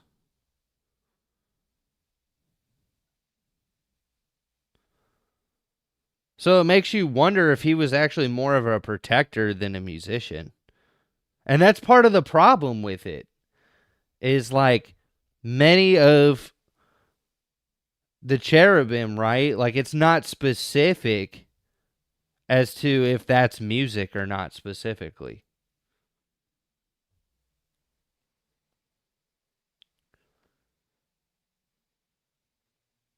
If anything, it says he was a guardian cherub. So I wonder that, you know what I mean? Like, I think we should always ultimately ask deeper questions about the Bible as well, about what we know, because a lot of people say this about Satan, right? But then ironically, if that were true and people talk about that, right, then what about all of the Psalms? All of the Psalms were songs, and David's bloodline is what is used to carry out the will of God, Jesus. And on top of that, wasn't there hold on. No, not Song of Solomon's. I'm thinking about what verse am I looking for? I'm looking for let me see. The verse that talks about praising the Lord with the melody, it was either the songs of your heart. So this is what I mean, though, is even from a secular lens, this is what's so interesting about it, is the book that I read that talked about the history of music in this way was a secular book in the Gutenberg Library. And I've studied music history. And if you think about music history as a whole, the whole point of, was it Psalm 150? I think you're right. Praise him with lute and harp. Praise him. I mean, yeah, definitely that too. But there's a specific verse I thought Jesus said. and I'm zoning on it right now. But I'm glad that you brought up Psalm 150, because I think that brings up the point of like, okay, even if this was something that Satan did, right? Why wouldn't God want us to do that? When this was one of the great kings that ended up fulfilling the bloodline of Jesus. And I think what's important about it, right? I think the biggest concern I have is a lot of people don't understand that even from like a world history perspective, before you even, bring the Bible into the picture, when people are talking about documented music as in written, notated music, that is what every culture, despite knowing God, did. And then eventually over time, secularism was introduced into music and into culture, and then created so much awesome music, but it separated itself from God over time. And so the real question is, how exactly, like, where's the line? I think that's been my biggest struggle with Christian hip hop as well. And I've talked to this to multiple people who are artists. What's the line between compromising your faith and marketing? Because there's a line with it, and I think that um that's been a big challenge with it. Is like, how much are we using secular things to get our point across, when it's like we could make something that is new in a way that like is more unique, that draws people in. And that's been my deeper question, because I agree there's a level where you got to do things that work. But there's like a line that I have where it makes me wonder how much people are like, I'm a Christian rapper or I'm a Christian artist, and they're basically like the next person to get signed to Capital Christian, because it's basically the music industry with the word Christian on it. It really is. Like, once you get deeper into the industry, which I'm kind of behind the scenes right now, I do a lot of stagehand work. You see, you see it. Unfortunately, with everything that I do, like, I'm not like directly involved with the artist. I'm really just doing my job and working with people who, just like anyone else, like, we're working in the world. But we're not of it. And I always have those deeper questions with this. Like, I think personally, for me, what it's been now is recognizing that I think that a lot of people in Christian hip hop have a good heart, and there's some people I'm starting to see.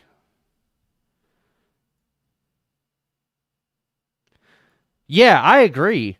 Like, I wouldn't expect anybody to listen to my music in a church. Like, I would say it'd be something that would get you to a church.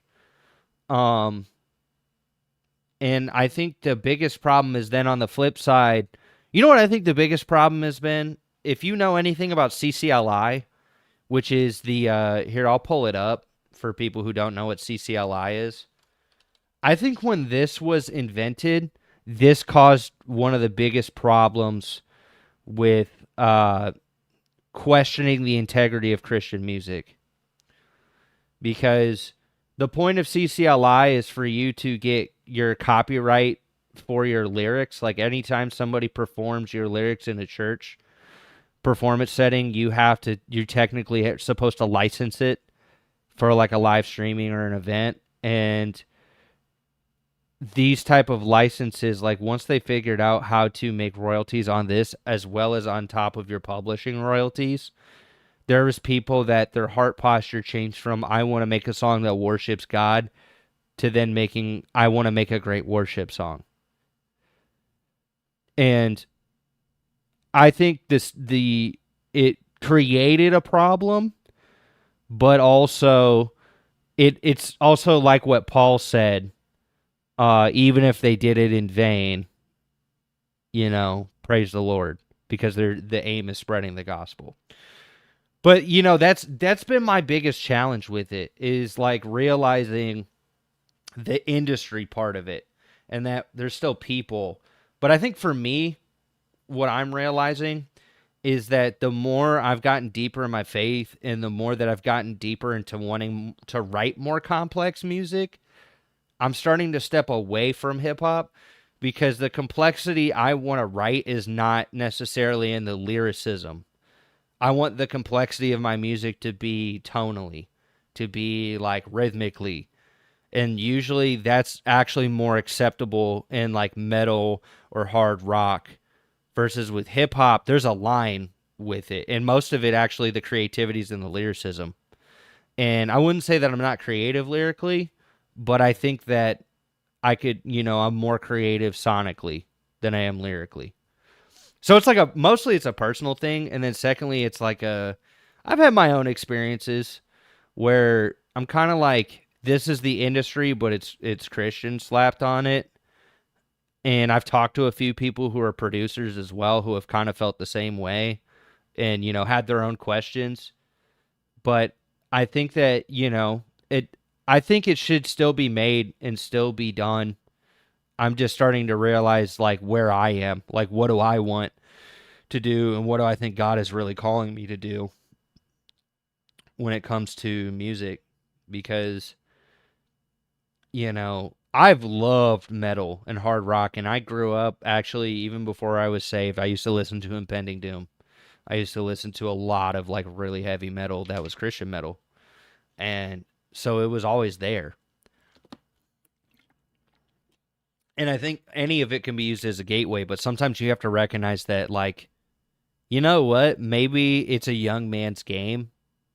And it's funny for me to say it because I'm 30. I'm like right in that gray area where you either like change or you stay exactly where you were comfortable. And I think God's like calling me to change, because I was making a lot of Christian hip hop. Hey, what's good? Thank you for joining the live stream. You probably walked in like right as I'm having a deeper conversation about just like the state of Christian music. I think there's a lot of really amazing and good things going on, but I ultimately have my own questions about everything.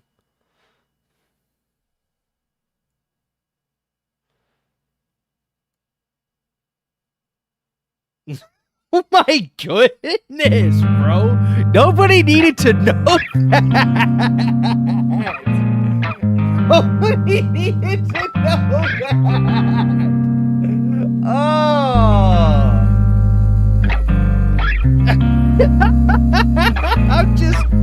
I can't even contain myself. I'm seeing stars from laughing that hard. That's just too out of pocket, bro.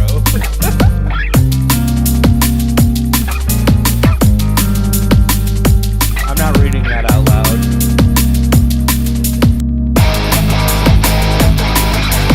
I'm literally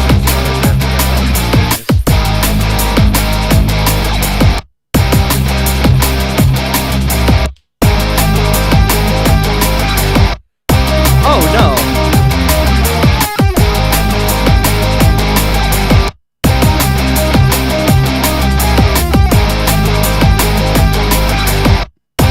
Wait, what else did you say? Somebody like where did all these people come from? Because who was site 573, and then yeah, who else said what? I don't know. Maybe I just got spammed with a whole bunch of funny stuff. But thank you. No, I'm having a great day. I just thought I was just having a very like deeper question, type of philosophical question thing of music, right? Like the Christian music industry. What is it? Because it's a mixture of, it's the music industry with the word Christian slapped on it. And then there's like actually the people who really want to do it because they love to do it. They love music and they love God and they want to bring the gospel to the world. Well, yeah, there's a lot of Christian rap out there too. But I just don't listen to a lot of secular rap anymore. And really it's the lyricism. Like, that's mainly it. I've recognized that a lot of music, I don't listen to it because of the lyricism now. Like, it's not even the sound, and a lot of people, like, getting too spiritual about the music aspect of it.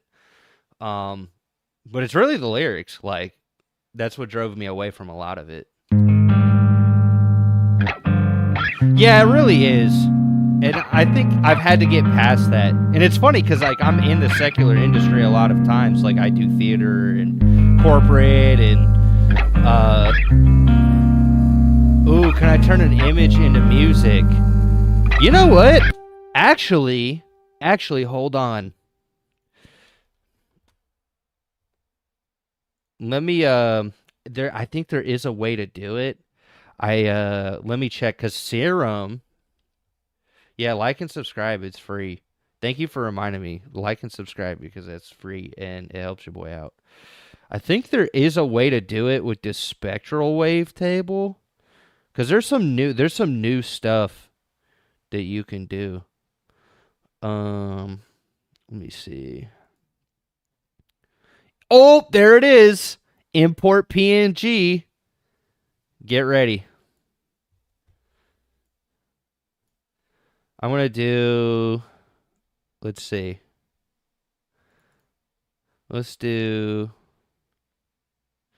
okay, hold on. There's like a photo of me from like college. Let me see.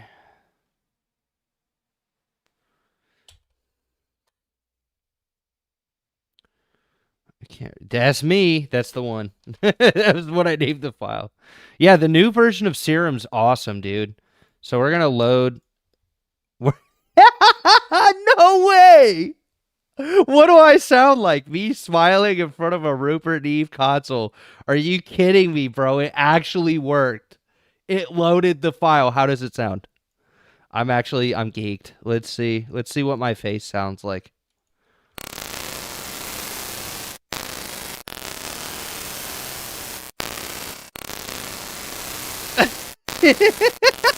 Hold on.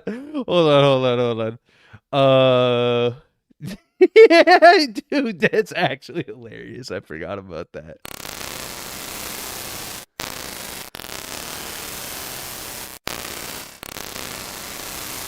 That sounds so deep fried. And then let me put like a ton of unison on it.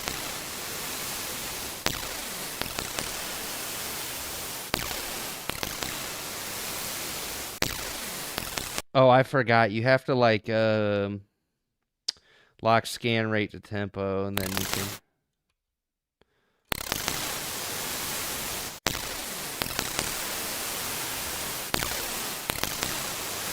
It's literally me. I'm putting myself in my music, okay? Name one artist that isn't Aphex Twin that has done this. Like, you know what's crazy? Aphex Twin did this with like a long time ago with another one of his songs. But this, this is why you have to ask questions. It's really a cool. Let's see what the spectral filter does when I kind of.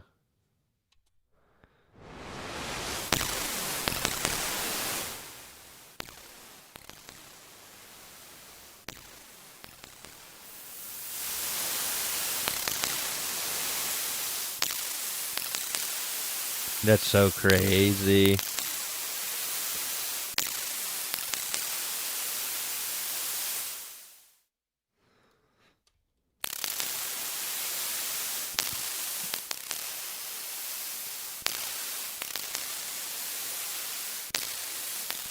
I just have to remember some of the windows in here because I know there's like a really cool.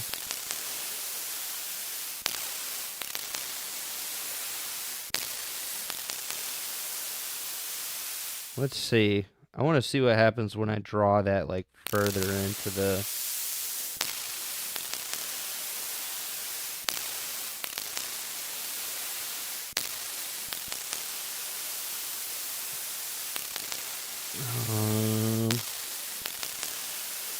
Let's do FM from oscillator.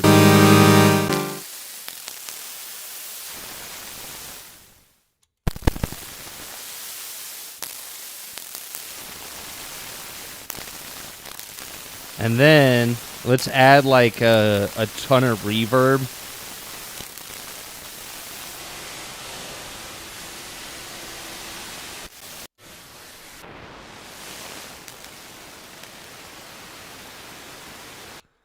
I sound like the ocean.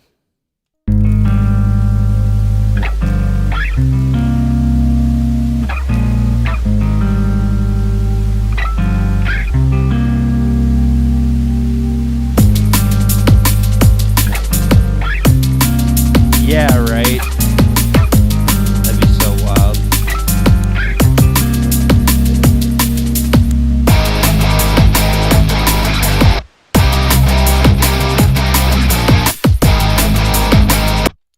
And then I think I'm gonna just add that same utility to it. That's clowning though. I really like how that is as a texture. I think that works like as a cool background type of texture to fill it up.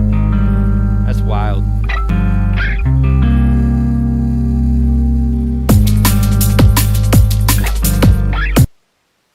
Just something where it's like noise. And then you know what? I might add.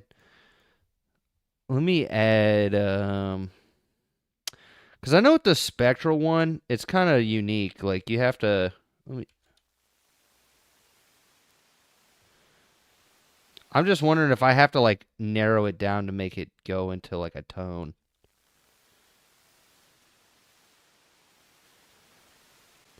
So what I do in composition, it depends on exactly how I'm feeling. Today, I decided I was like, I want some D&B drums. I made a song the other day that had like D&B drums, and I really love it, and I've been previewing it a lot. And I was like, dude, let me bring back. I started out, for whoever's been watching the stream since I started it, I started out with this, and then added the drums, and then eventually like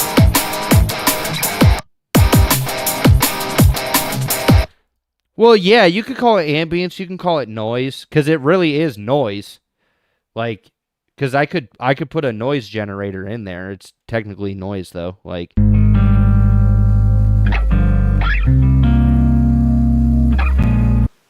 this is really just noise.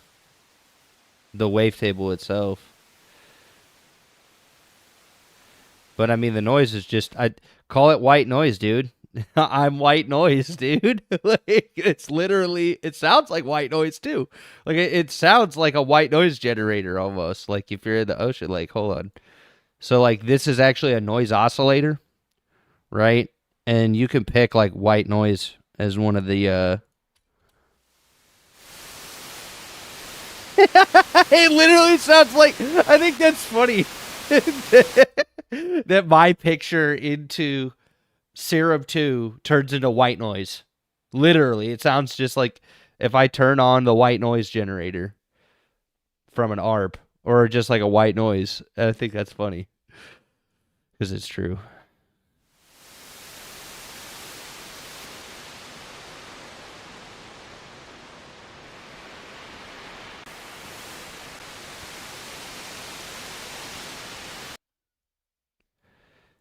So I think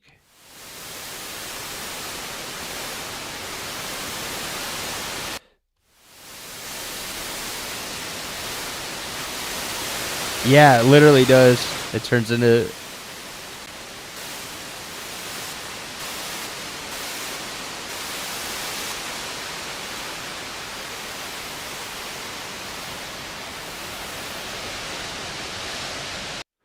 or like the wind.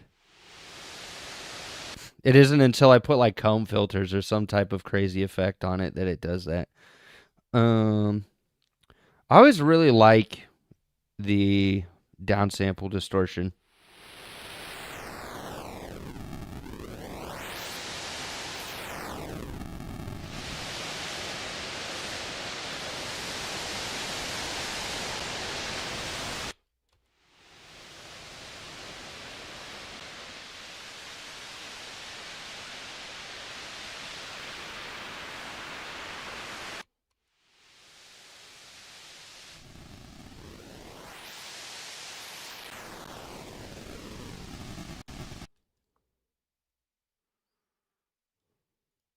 I'll use fuzz. Yeah, that might be. Hold on. I think there is a stomp box one, and then I want to see if I can use the built-in one because I thought they had one that was more like a fuzz pedal. Oh, yeah, hold on. Like use it after. Hold on. There is one.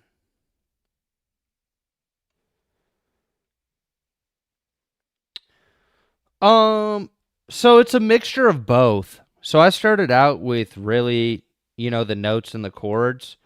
And then when it comes to like the intro, right? It started out as this guitar part. And then I went in and I had the MIDI. I took this and I converted it to MIDI.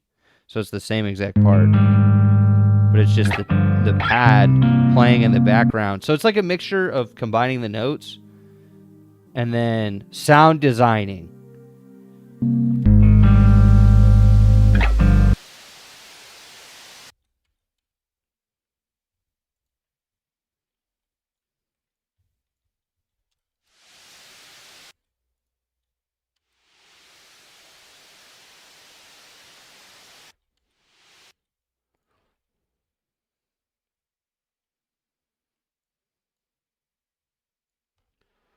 Let me try this one.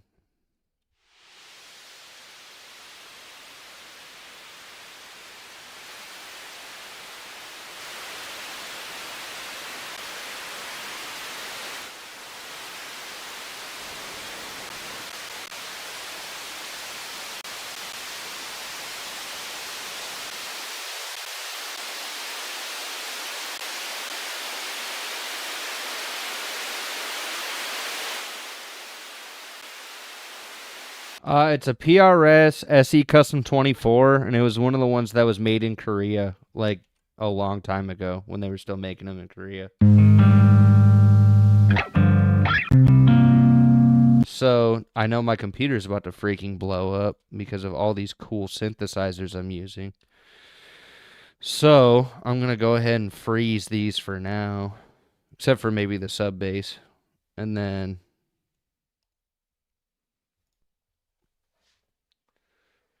but yeah, I really like that guitar. Really like where this one's going. I'm wondering if I'll write lyrics tonight or maybe tomorrow. We'll see how I'm feeling. It's probably tonight. Not gonna lie. Feeling pretty good. I like the direction of where this one's going. Um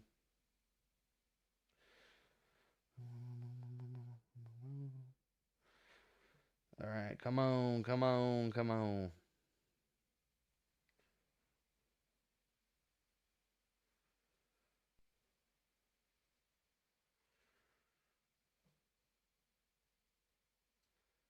There it goes.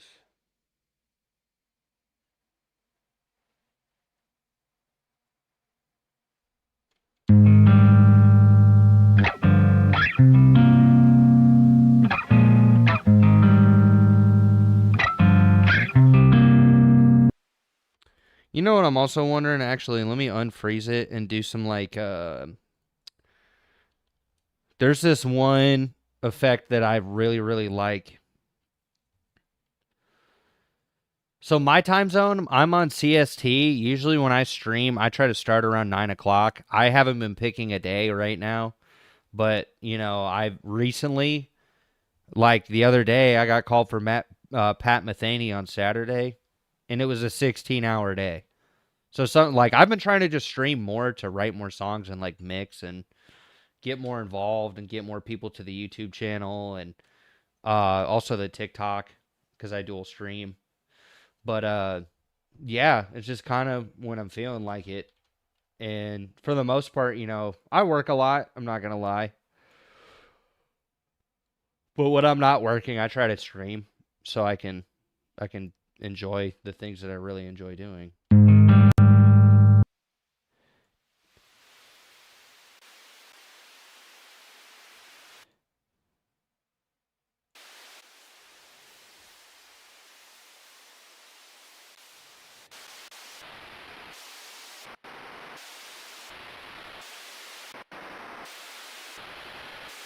No, not necessarily. I think for me, it's like a mixture of just depending on how I'm feeling. Like, if I'm feeling like the sound needs that, for sure, like I'll spend time on it. But for the most part, I think I've got this intro down. Like, I know what I wanted with it. But I just added so many effects just to sound design that. So the stances, usually I get melodic and structural ideas down first. Like, get a good reference point. And then what I'll do is I'll go in and I'll over time start adding different things. Like, once I've got a pretty good idea of what I want, I'll add different textures and layers. Because that's actually a very critical thing now with music is if you want things to sound bigger, layering is actually a really big part of it. So for example, like I layered 5 different guitar parts and I did it all on stream.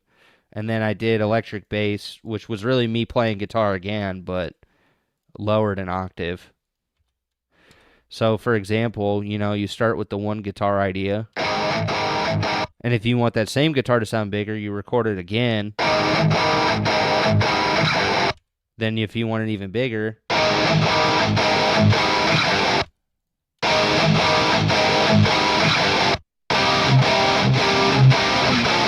and mind you, these are all different recordings with different amp settings and then panned a certain way to get that thickness. Yeah, it's like a chorus. And the same thing goes for... Well, it's not like the effect, right? It's like literally a chorus. Because a chorus is supposed to make it sound like, you're singing with a choir, right?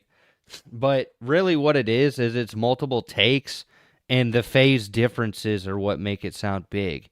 That's actually a big secret to how Nirvana got their guitars so heavy. It's a big secret how metal bands get their guitars so heavy, as they will record, especially in certain sections, they'll record the guitar parts multiple times and layer them in there with different sounding amps to make it sound bigger. It's literally the layering of multiple of the same sound to get the effect. And then with the bass, I realized I was like,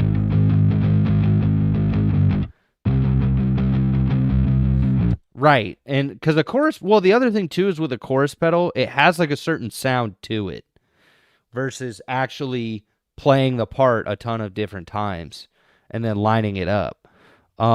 If you want beefiness, you add layers. If you want depth and texture, you add layers. And sometimes you add chorus to the layers to create a different type of texture. But, for example, like the bass guitar at first, the bass guitar sounded good, and then I realized the synth layer that I did earlier, it literally makes the bass guitar sound freaking huge. I was actually shocked. I was like, this works. So some of it is knowing what I want musically, and then the next part of it is experimenting with it sonically and being like, oh, these things sound good together. These things layered sound good together.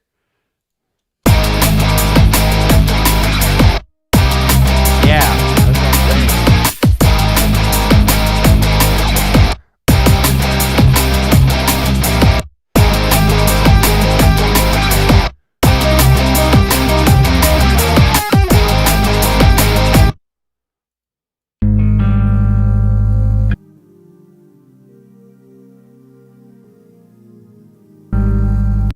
That actually might go well here, like later in the song.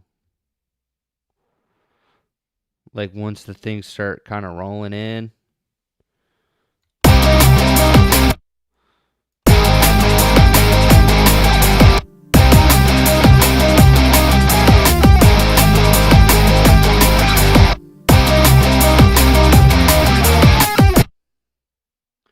So what I'll do for this part to get that same effect is I'm going to automate just the sections where I want it out.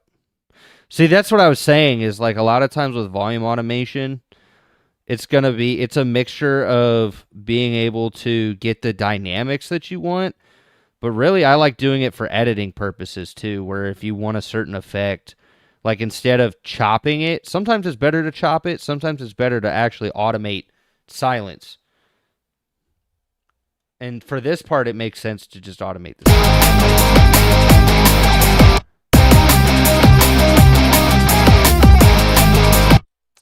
I might also add this too, because this was like a really cool part.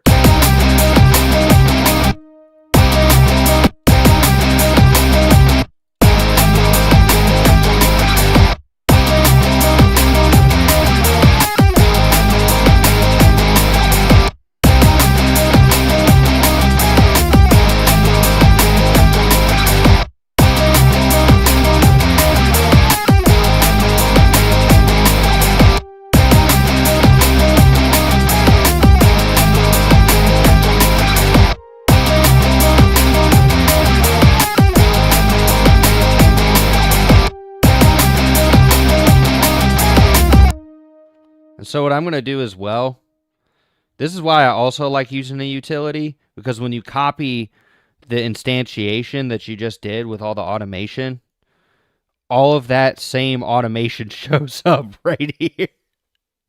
So I can just go back and tweak it. And this is why I like doing automation on a utility, because then you could do all of your leveling of like edits and stuff on here and all of your dynamic swells.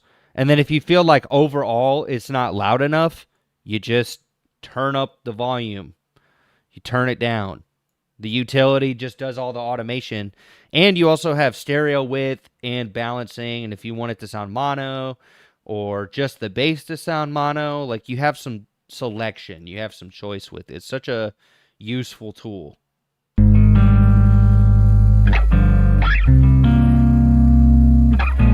Right.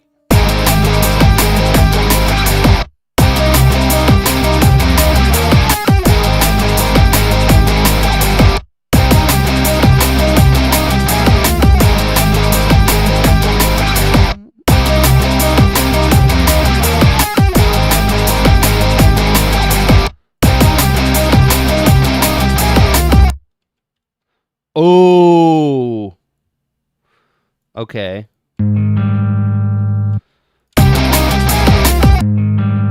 Hold on. So this is also why I like Ableton a lot. You can edit. It's super easy to like edit stuff. And then do.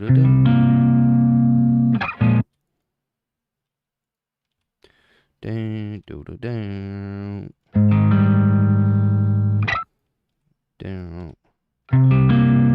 So now I'm going to reverse all of those. Boom.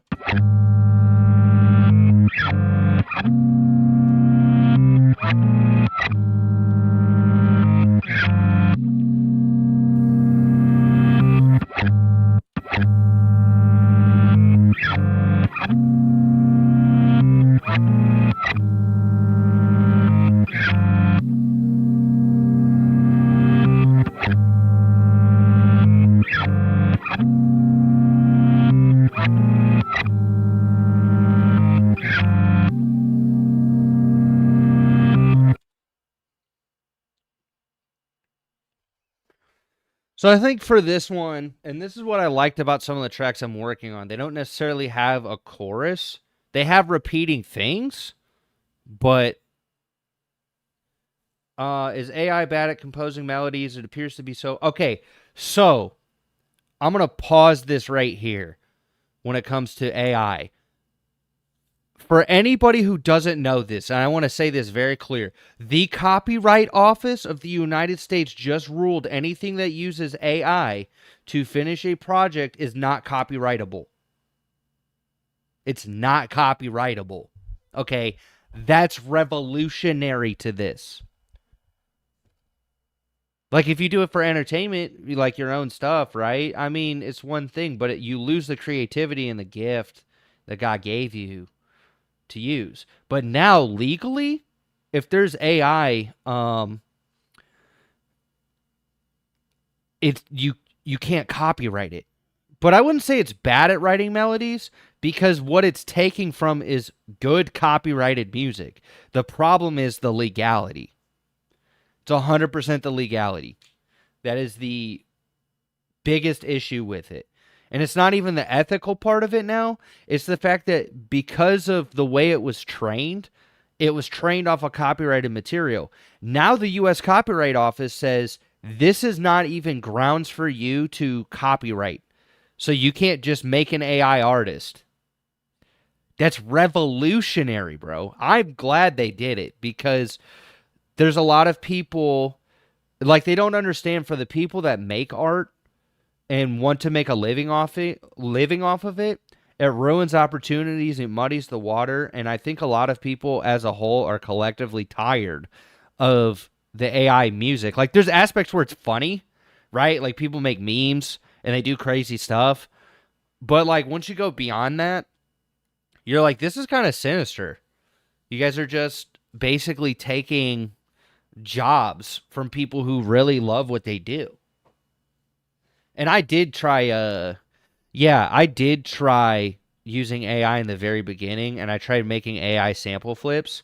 Like, I was like, hey, I want like a classic gospel sample type thing.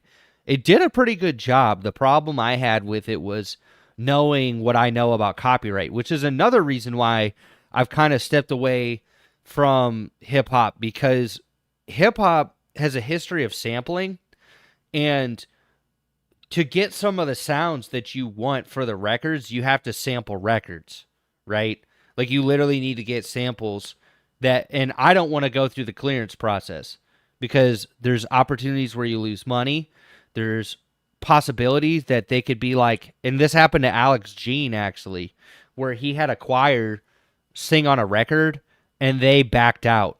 And I don't think he fully had paperwork. Yeah, and royalties as well.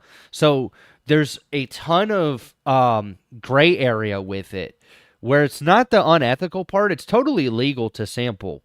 There's just a lot of red tape that's involved with sampling.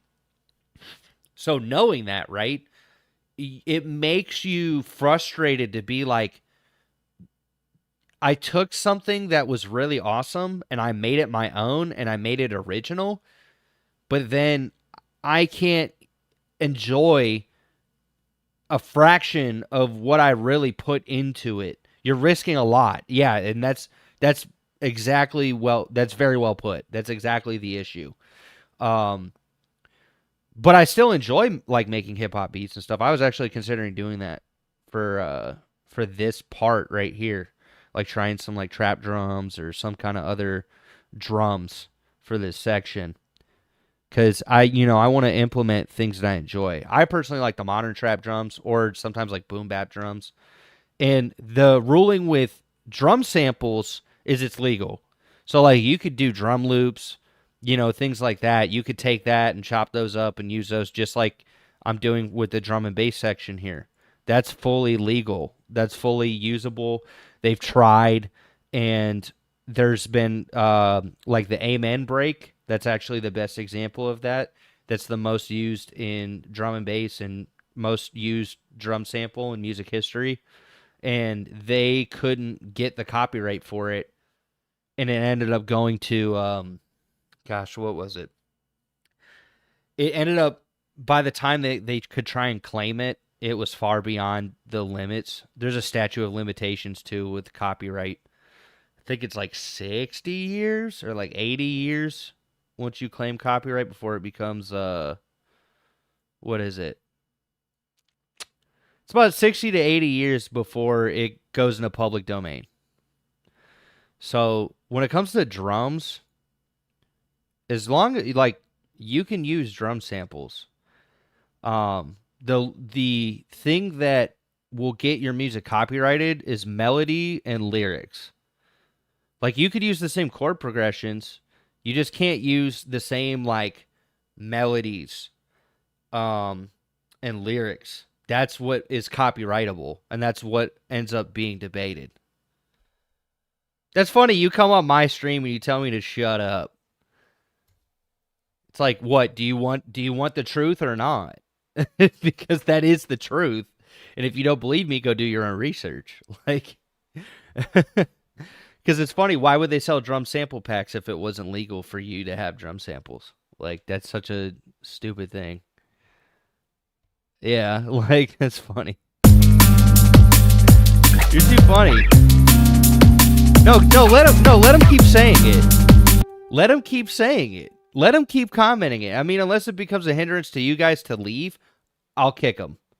But other than that, yeah, come on, keep commenting. Keep telling me to shut up because it helps me out. Like it gets more people on my stream. If you want me to shut up, then leave. Like that's the irony.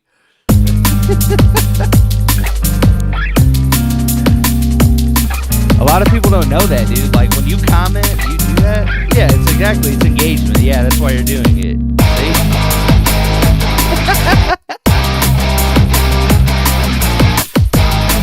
Oh man.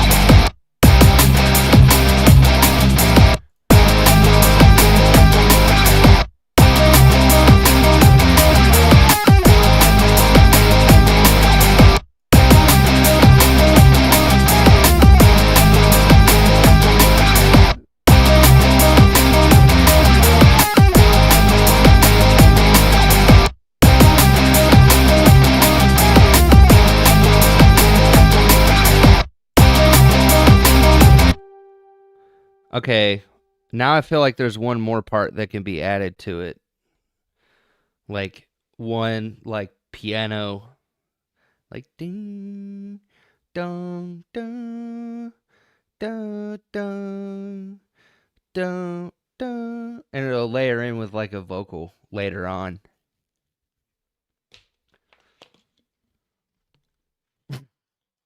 See, that's why you have to shut up. I would have hit play sooner.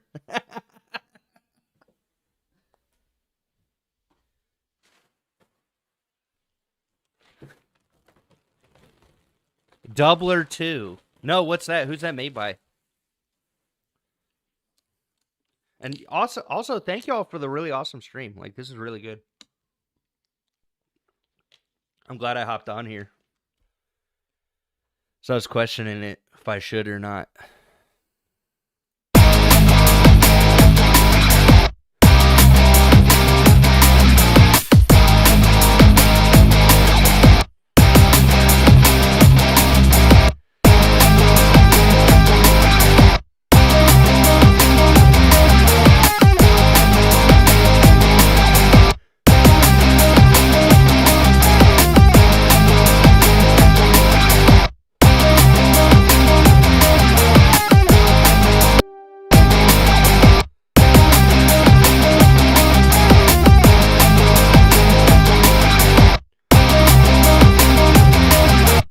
Actually, if I'm not mistaken, oh yeah, the one that whenever you sing, you can use it for like drums or vocals, or I think I've seen previews of that one.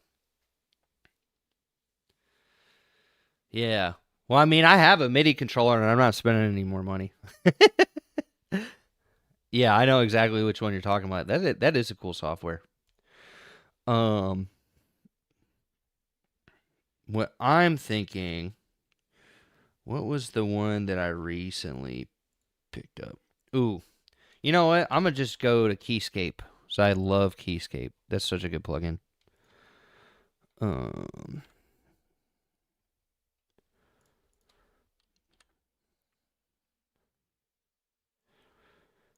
Because I want like just like a piano.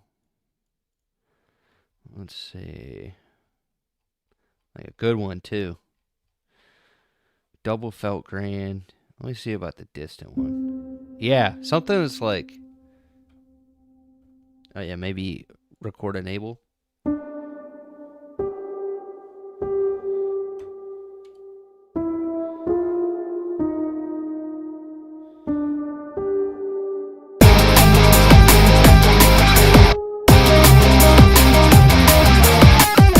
Oh.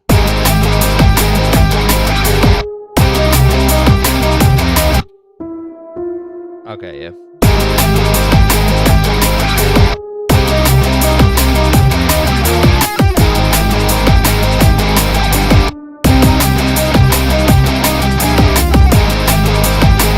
Yeah, something like that. See, this is also why I like Ableton, is when I'm not recording MIDI, it just already is recording MIDI. Let me see.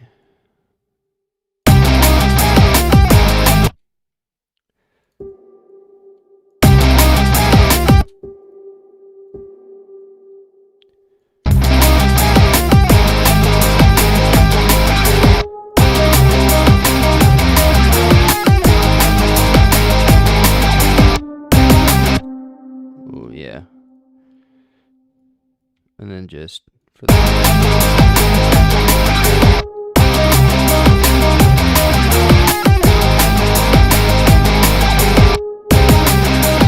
Oh, yeah. Personally, I just don't like how it feels, and I always confuse the notes. So whenever I got this MIDI controller, I was like, dude, this... Oh, man. This did it for me. Dang, I'm actually shocked. It's blown up my computer that much. Let me go through and I gotta change my Legion space software, so now my fans are gonna sound like I'm riding through a freaking spaceship. Maybe that's why my latency felt a little off. But yeah, when I put this in performance mode, oh, those fans get so freaking loud. It's insane.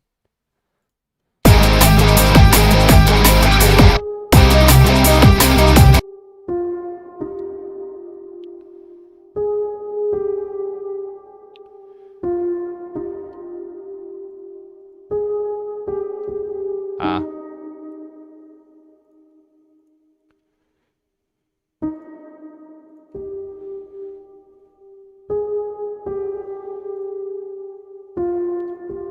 So I'm gonna use...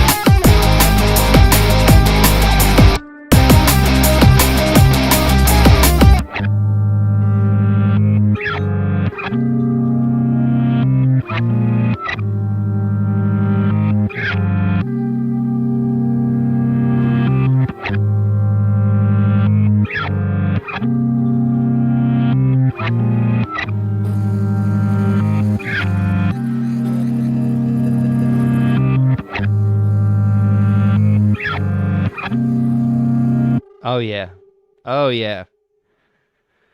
So, what I'm thinking here, let me find like a...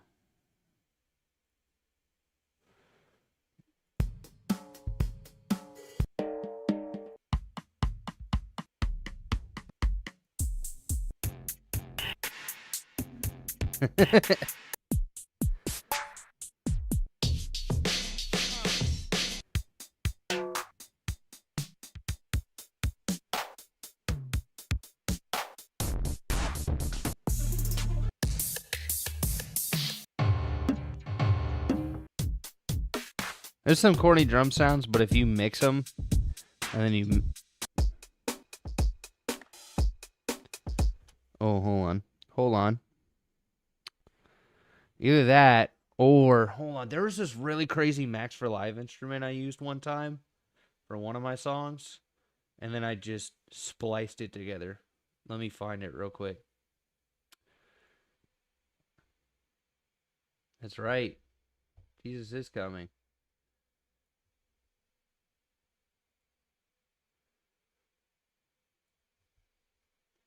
There's this one, what was it called? So they have the drum synth, and then what was that?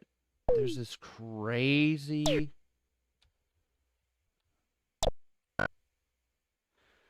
Hold on.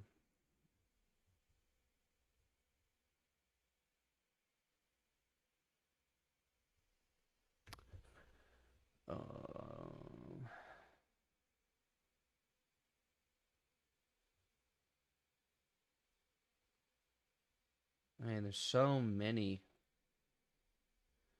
really, really good. Was it this Dr. Chaos one? I think it was.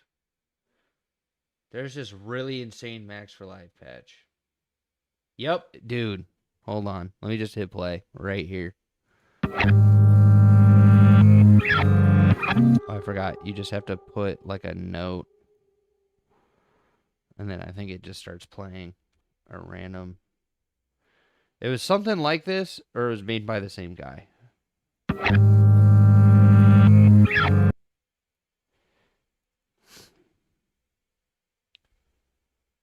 Hold on. I know there was one that was just like crazy drums, and I can't remember. If I can find it, it was such a cool. What's this?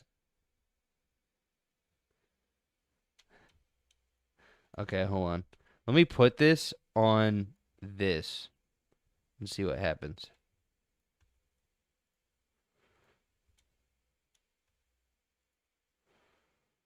So is it triggering? It should.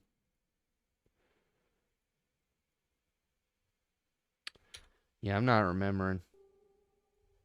Because I want to find it. It was such a cool. It just had the most insane sounds I had heard in on for like drums. Uh,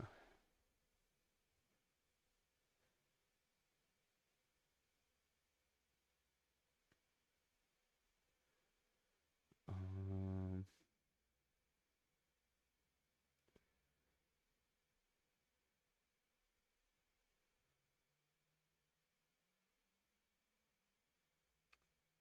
was it this one?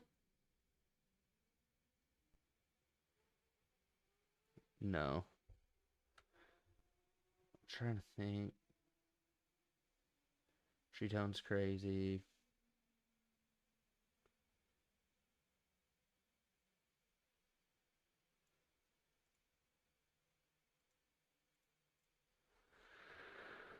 Um,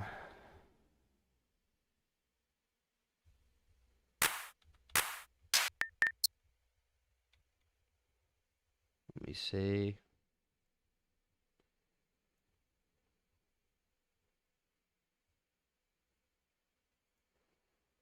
Was it this? I know it's just the most insane, like. I'm gonna laugh if this actually, like.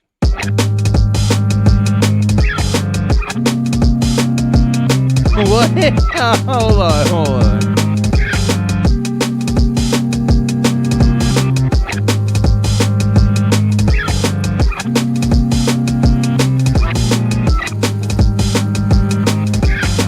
That actually kind of works.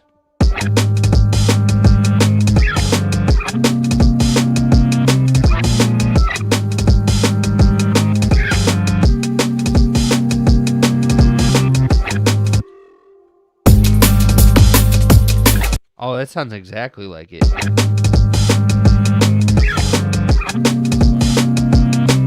That sounds exactly like it. That's funny.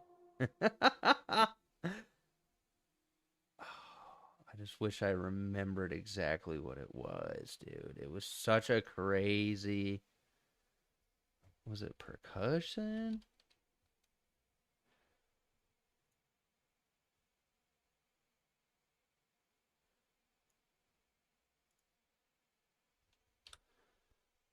You know what? I think I'm gonna just make a.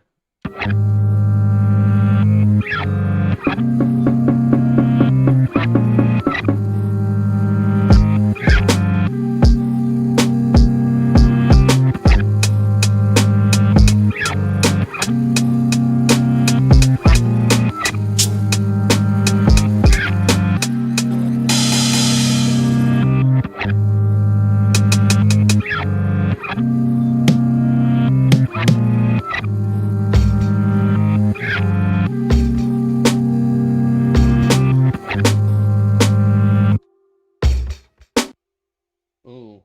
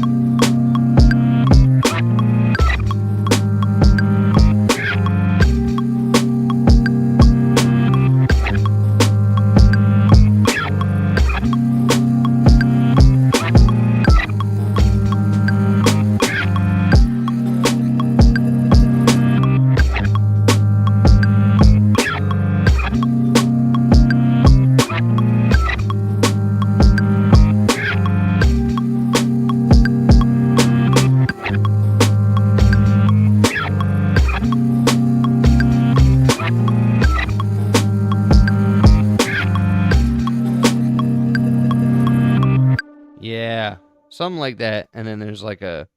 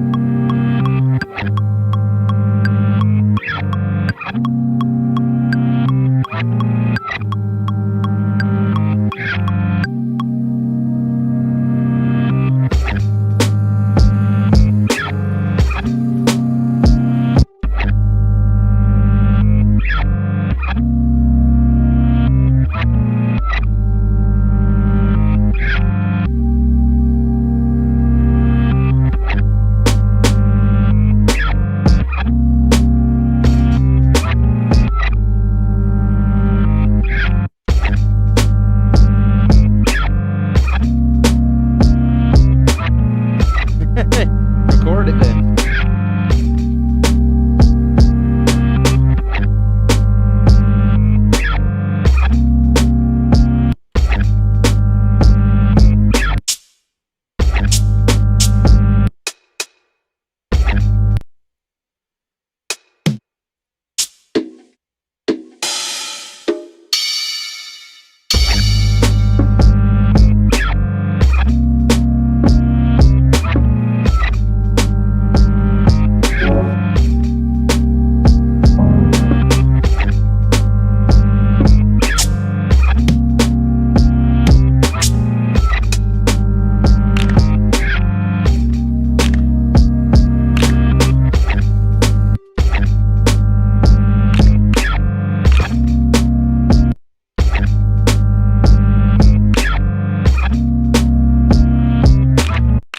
Oh, it sounds like knuckles cracking.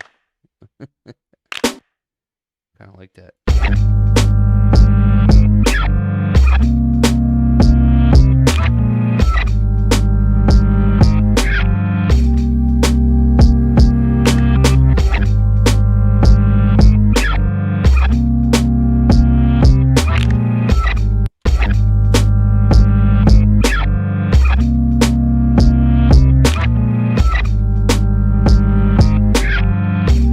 Oh yeah, I was thinking about like shakers, but there's also this like hold on. I was thinking some like percussion loops. Yeah.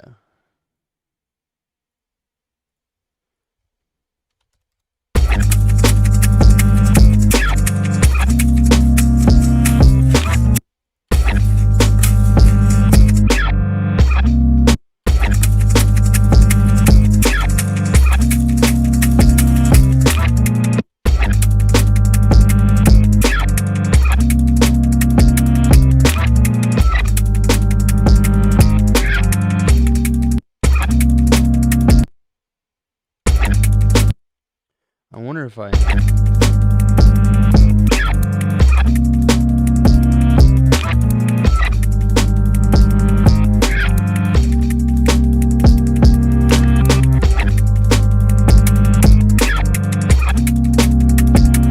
Honestly, I kind of like the.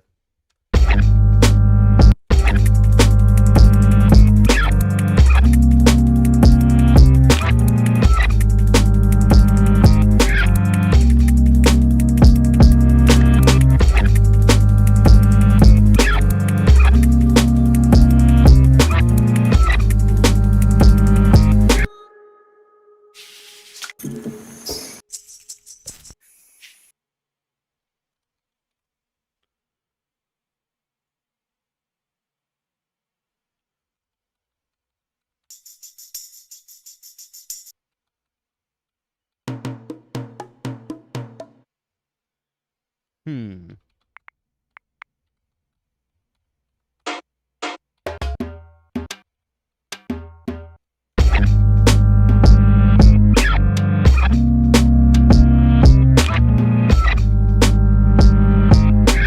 Yeah.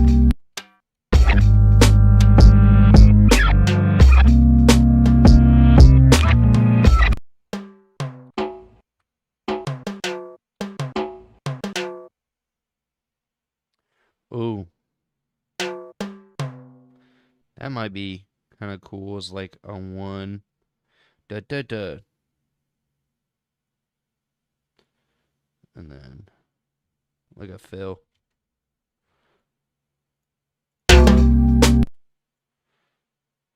Like a, yeah, in between, right before it goes into the next section. Dot dot dot. Ooh.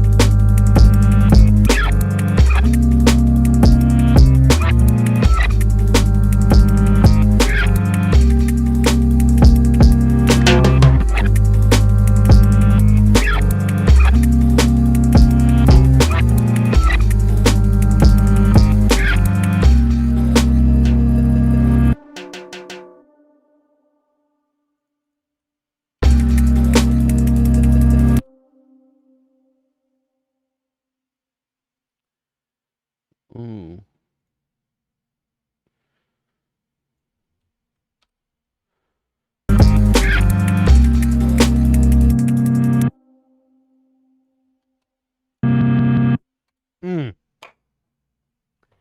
Mm. I like that because that was kind of like one of the thematic things to get into the heavy section. Oh yeah, let's get in there.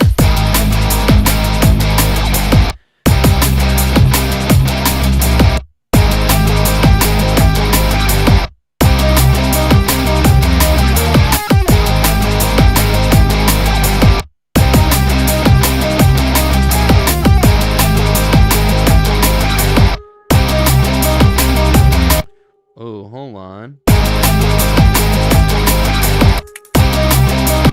Actually, to help that pace go, that could be really cool. Like implement that as like another layer for that, so you feel it more than you hear it at first. And so what I'm gonna do to make it interesting, I'm gonna do a rotary effect on it. I really like the Arturia plugins. If you guys have not copped these, I use these all the time. They sound so good. And they emulate after real hardware. I really, really like these a lot.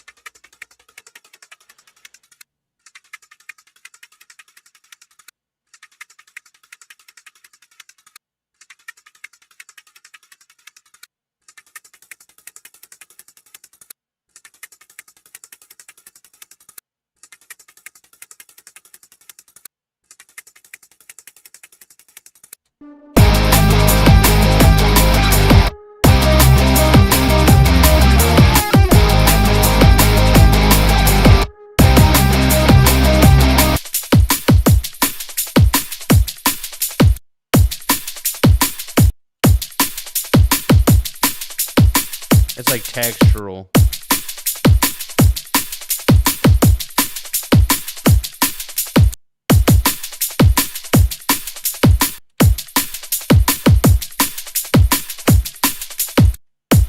Yeah.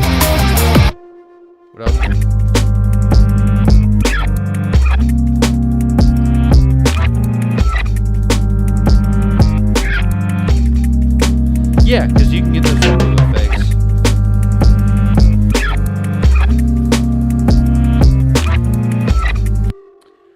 I'm thinking? I think I should add like maybe some of the hi-hats and stuff that I have. Because when I make this when I made this template, it's just a creation template.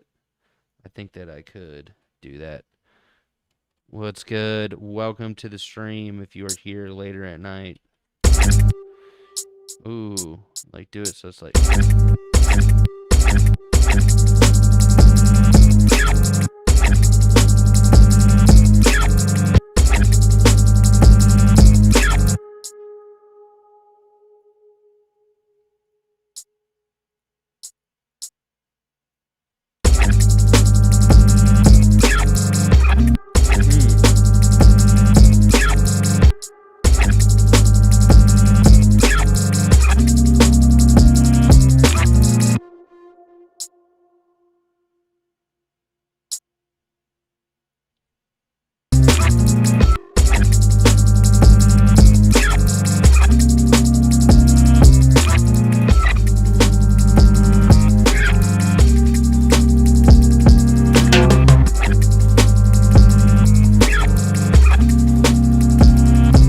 So what I'm going to do with that hi-hat is I wish I had this. I should have had this set up as a preset.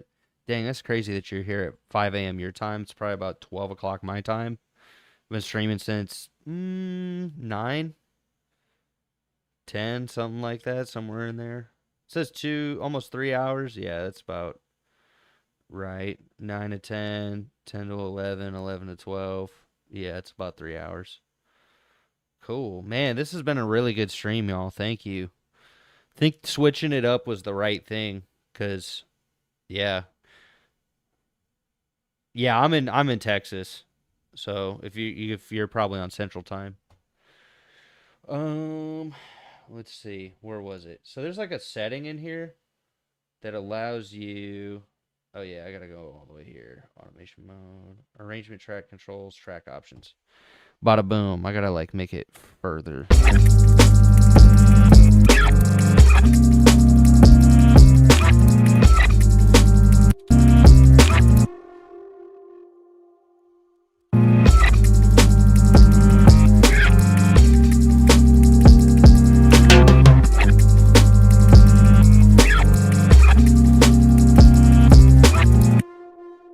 I really like that.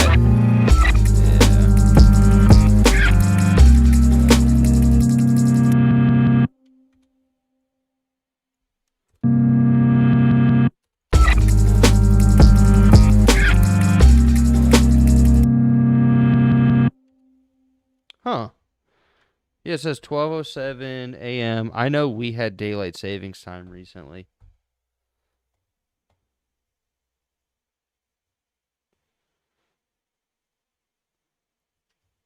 That's crazy that you're up at 5 a.m. watching my stream. I forget that this gets shown across the world when you actually can get some reach.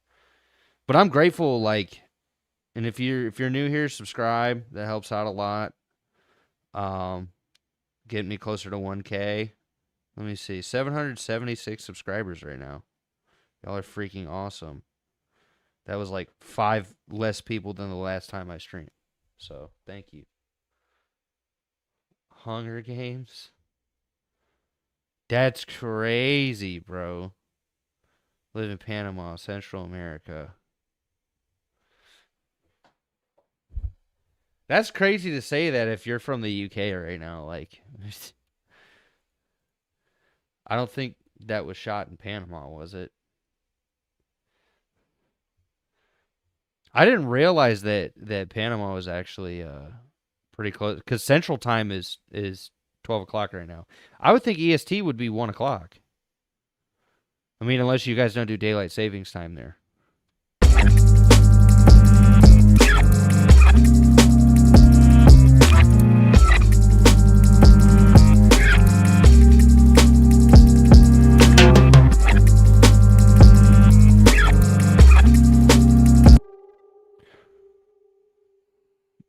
So, I think Panem. It sounds similar to Panama. I was like, no, Panama's a real place. You ever heard that Van Halen song?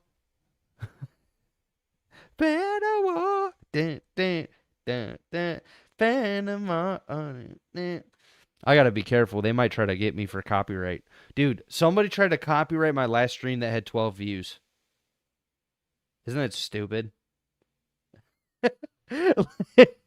Like I streamed at a really weird time of day that I normally don't stream because I had to work 16 hours the next day and I just wanted to stream and work on some music, and they tried copywriting me.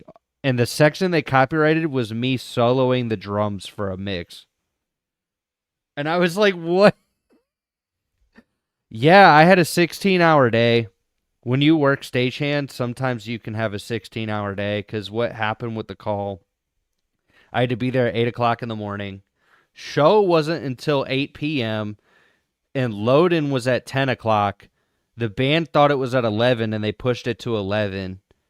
So, yeah. But, I mean, I got out technically right before it hit 16. It was 11:30 at night when I left. But we got everything done.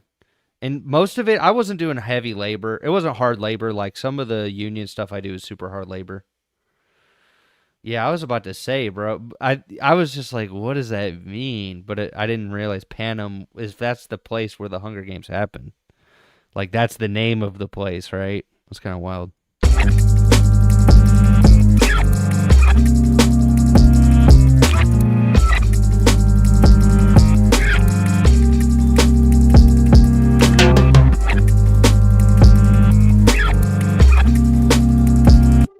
You know what? I think just to make the kick drums pocket a little more, I'm going to make sure that I don't play them in. I'm going to, like, hold on.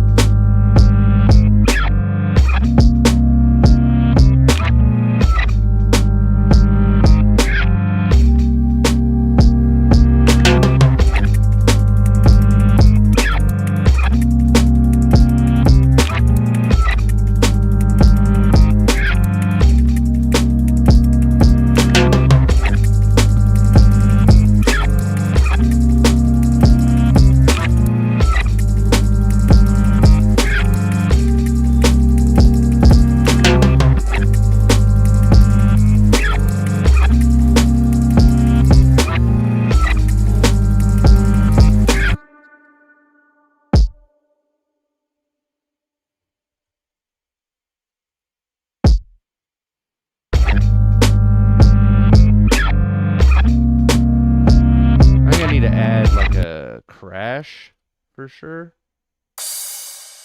Like some sort of. Ooh.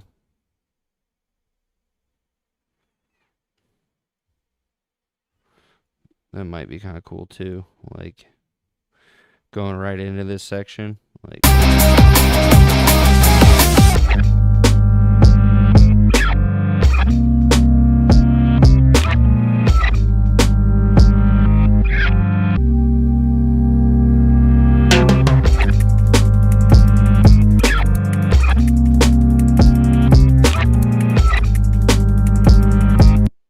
Maybe even pocket the snare a little bit more.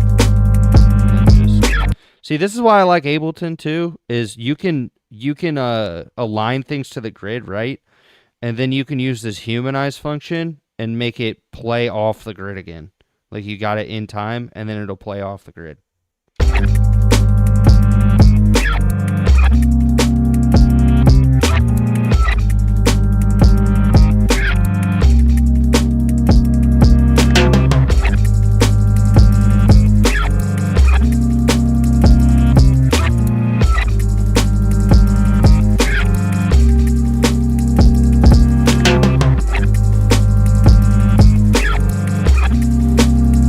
So I started creating music probably about.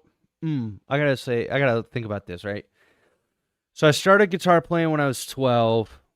It would have been 18 this year, 18 years this December, and then I started producing music almost like 2 years after that. So probably about 16 years. And what got me started, you know, it's funny. It actually started because I wanted to be a better guitar player, and I wanted to learn how to record myself. And I used to watch these shredder guys, and I was like, oh, I could do that. Like I could learn that. Like I used to watch Michelangelo Badio and like the really shred heavy metal guitar players. And crazy enough, there was a class at my high school where I went to where the teacher, his name was he went by Mr. Oak. That was literally his last name. He was Professor Oak to me. But he basically set up an electronic music program and was teaching us how to use GarageBand and how to record in school. So it inspired me to eventually, once I got my job in high school, like get a laptop, get my own recording setup, learn how to record. You know, I asked for it for Christmas. That was like the one thing I got for Christmas was like a recording setup. And I started from there on a Personas audio box, like the original one, and those things are super noisy. And then I just continued on from there. I experimented with like metal, hard rock, dubstep, like in the early phases, and it was crappy. It was really bad. But then, you know, I ended up working at Sweetwater as a sales engineer. Like I went down the path. I went to school for it. I went for music media and production, so I learned how to record on consoles, became a classically trained musician, learned classical guitar, studied it, as well as going for a degree. Went down the pipeline of working at Sweetwater Sound, done other stuff in live sound in the industry, and like I've been just continuing the passion since. So yeah, it really, what I'll say to anybody is there never was an excuse, just start. And the only excuse is the one that you continue to make, especially now. Like there's so much free software and like amazing things I wish I had 15 years ago when I started that didn't exist because everybody had to allegedly use LimeWire to get what you wanted. But that's cool if you guys are like into DJing too. So what I'll say is when writing songs, it's the best thing to learn. If you write songs and you write your own original music, learn how to use a DAW. You will inevitably be working in one or working with somebody who's working in one. It'll save you a lot of hassle, save you a lot of money, and it's a skill worth having if to document your progress. And even now too with DJing and lighting and doing events. Yeah, they were available back then. They sucked, and like the free ones sucked really bad. It was really hard to get really good free ones. Yeah, of course. Now, did I allegedly use LimeWire to get Amplitude 3? Oh man. Like yeah, I allegedly had a copy of Amplitude back in the day, and allegedly had a copy of Studio Drummer, and allegedly had a copy of FL Studio 10.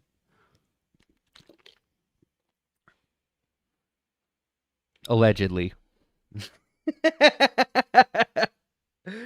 That's how it was 15 years ago. If you wanted software, allegedly there was a ton of keygen software, and you had cracked versions allegedly, and you would use those. What do you think is the best for something with instant drummer and tones and effects? Like, do you mean in a pedal? Because what I would say is anymore, it's better to just use software and program drums. Because, like, instant drummer's cool. Maybe if you're, DAW? Yeah, well, like, here's what I'll say. With instant drummer type things, You could just find drum loops online. There's tons of free ones. There's tons of good ones. You can find good drum samples. And then if you're thinking about a DAW, it's all about intent, right? Like if you want to make beats and stuff, a lot of people pick FL because it's the lowest cost of entry. Probably most tutorials, most stuff online. If you want something that's low cost of entry, but it's got good sounds and it's Mac only, Logic. If you want something that's more, what's LMMS? I haven't used that. If you want like free software that's super, super flexible and programmable, Reaper is good. If you want something that's good for live performance and to build out an entire set, hey, what's good, Duck? Ableton's the best with that, other than Digital Performer. Like, that was the original. Digital Performer was the one that a lot of people use for live. But that's like when you get super advanced. That's when you're like, oh, I want to trigger pyro. I want to trigger lights. I want to trigger other instruments.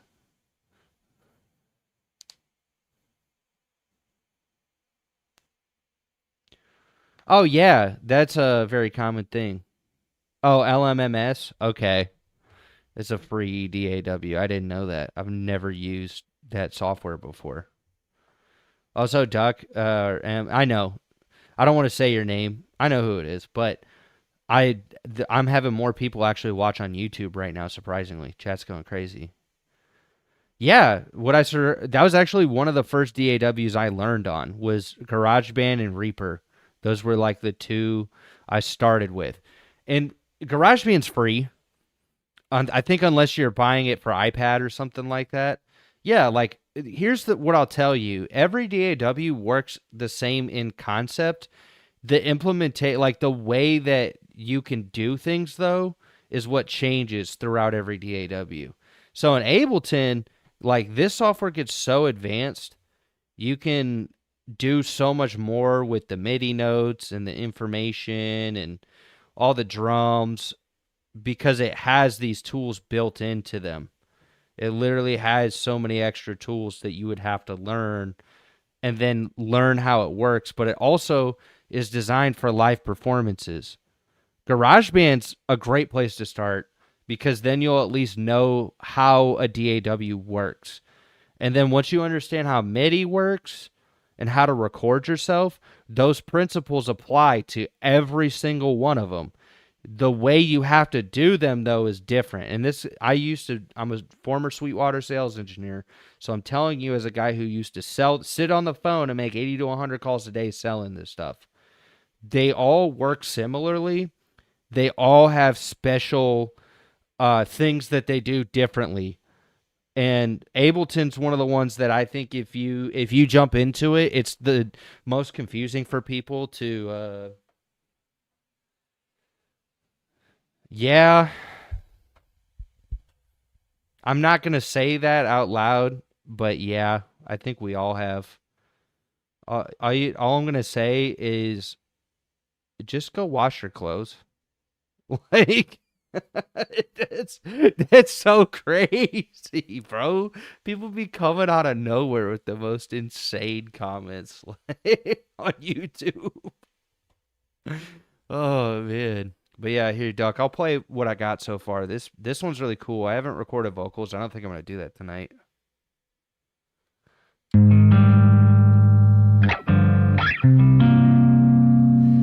Yeah, it is. I don't have a mod. I have auto mod. Well, I thought it was funny. I'm not going to lie. There's a couple things tonight that's people throwing me off, but it made me laugh.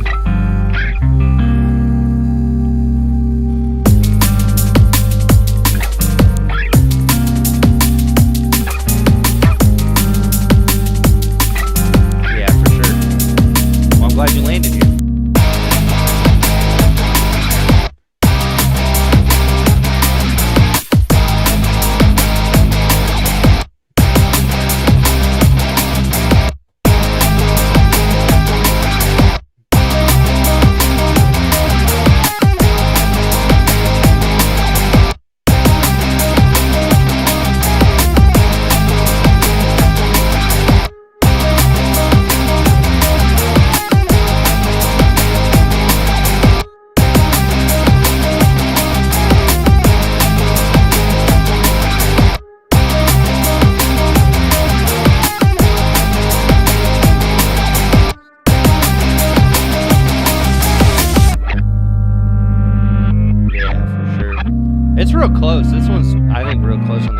side.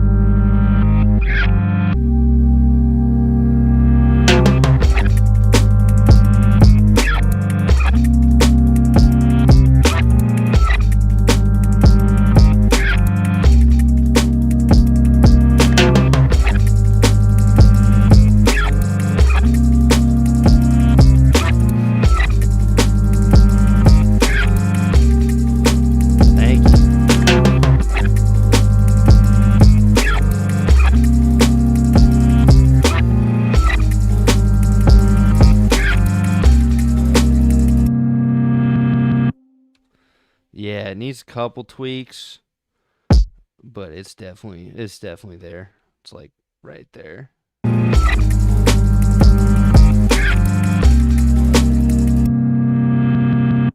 What I'm also thinking, so as you guys have noticed, I really enjoy, like, the way I like using automation is for sound design type stuff to make it sound cool.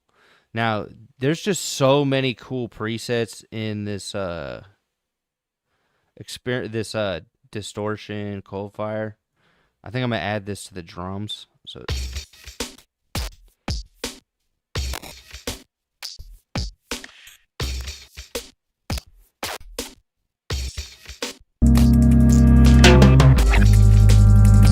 I'm gonna layer that in as like a layer that comes in. So one.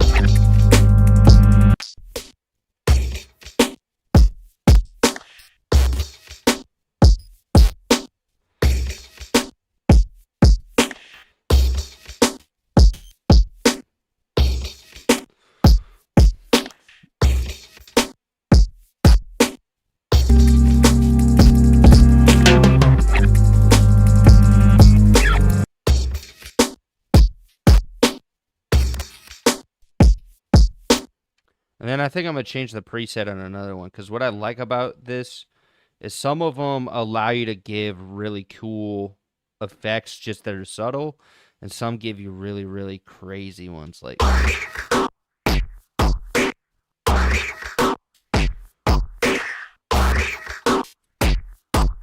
yeah, you know, I know about that. I just actually don't use it as often.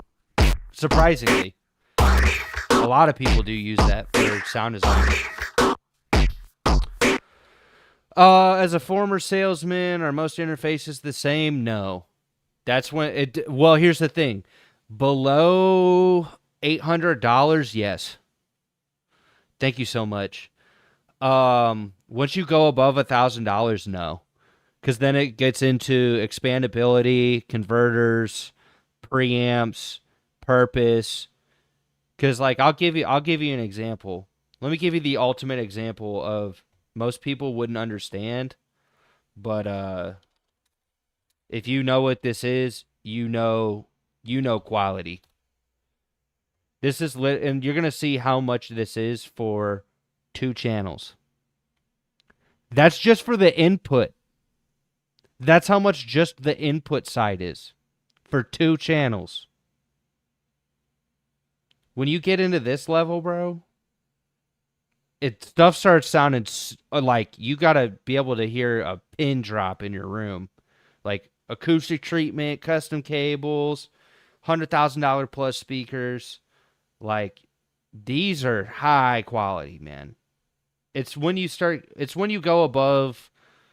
I would say once you get above about $800, that's when things quality wise go up. So, for example, like an RME Babyface is like an ultimate example of if you bought one of these, you probably wouldn't need anything else for a very long time. And it's going to work on an old computer and a new computer. Oh, no, that's going to be garbage, dude. A Temu interface, like the converters, like it'll be functional. The preamps are going to be noisy. You're probably going to get some pretty buns quality, but like with this is expandable. It comes with 2 in, 2 out, expands 12 in, 12 out. It's got digital in and out too, so you can do routing into streaming. This is also the conversion that the Super Bowl uses. RME is like nothing to play with, and it's super stable. They've gotten borderline 0 latency since like the early 2000s. This is probably like one of the best for the price. Um, or most people probably, if you're in the industry, they know about this one, the Apollo Twin. I used to have one.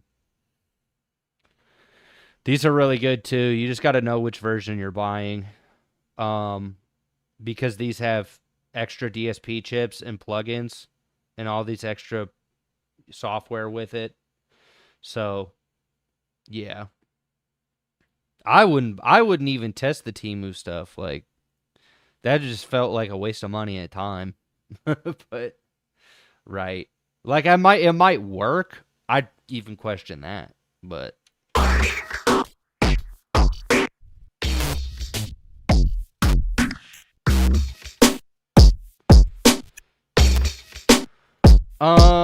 what's your price range though? If you're trying to get a decent demo, I mean, even a Focusrite Scarlett's gonna get a great. It's gonna do a good job. Personally, I would say, and this is like if you were in that same price range, I don't know. The Focusrites are really good. They sadly are. A lot of people don't think so. But if you want to know anything, the guy who his name was Rupert Neve, he developed Focusrite. Him and his wife did, and Rupert Neve developed the Neve 1073, like one of the most legendary mic preamps. So that's why they sound so good. Um, Personally, I like these for the price. I think that they are solid. Like if you only need about one or two channels plus some free plugins, like their plugins are really good. I use the Universal Audio plugins for mixing all the time. I think this is probably one of the better bang for your buck audio interfaces. If you only need one channel, you could always go to the Volt 1. I think it's really solid. It'll get you your job done. Comes with free plugins as well. Most of them do, but the plugins that are free that they have, these are solid. Um, here's the one that I have. This is the one I'm currently using. I'll show you. It's not too expensive. Yeah, I think it went down since I bought it, which I'm glad. I really enjoy this thing. This has been a really solid audio interface. So the plugins that the Universal Audio Volt come with are mixing plugins. This one doesn't really come with plugins, but the quality of the headphone output's really good. The mic preamps are a little noisy, but the stability with this, ever since the most recent updates, super good. The quality of the headphone out is incredible. I've owned this for like a few years now. And I'm not going to lie, good conversion does matter. And Black Lion Audio, their whole company, they were modding stuff. So all of the point of their stuff is to basically get the most top of the line converters and clocking in whatever pieces of gear. And for the price, I think these are, if you're spending closer to $300, this is my personal choice, and I love it. I'm sticking with it. It's been really good to me. The Volt though, if you go with something like this, it says right now, if you get it through Sweetwater, which is my former employer, I quit. That's the only place I quit, but I would say I would still do business with them. I'm not going to lie.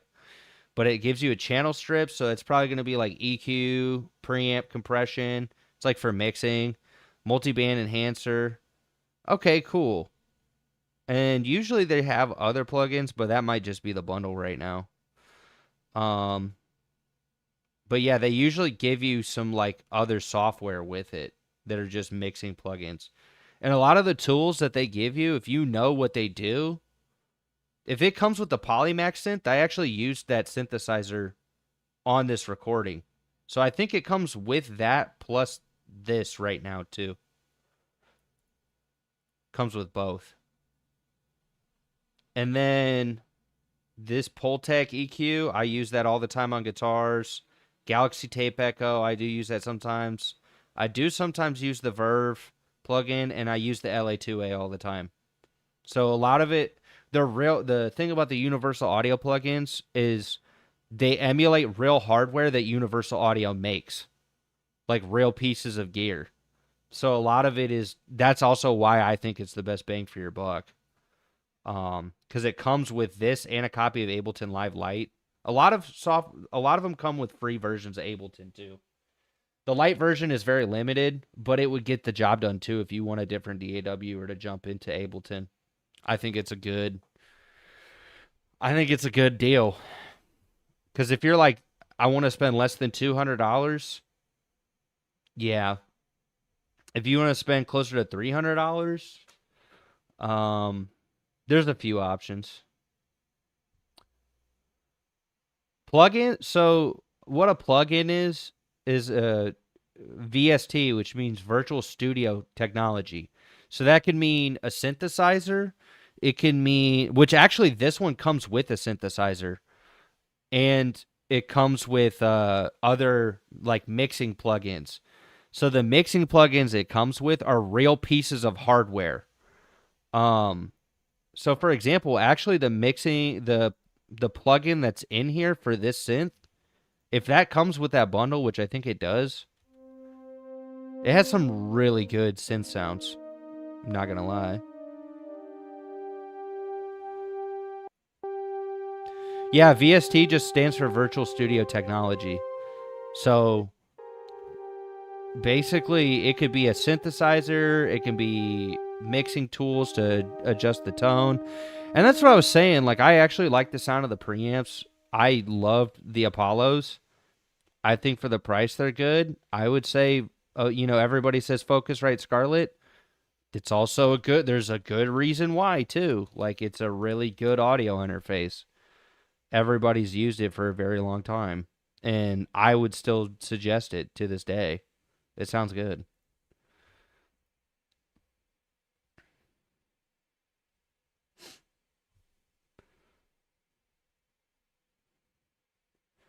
But yeah, the Volt, I would say for the price is actually really good too.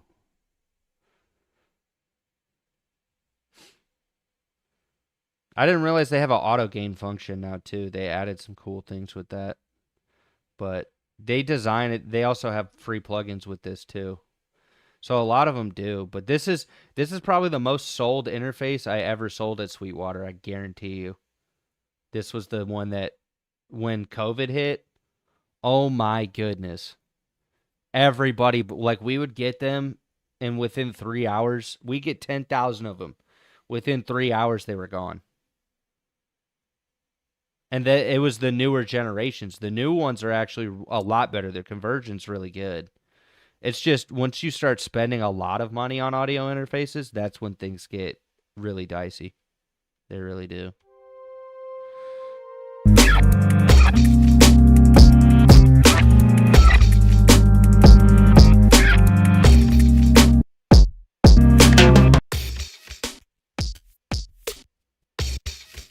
So I think for this sound, I'm going to just cut all the lows just so there's none.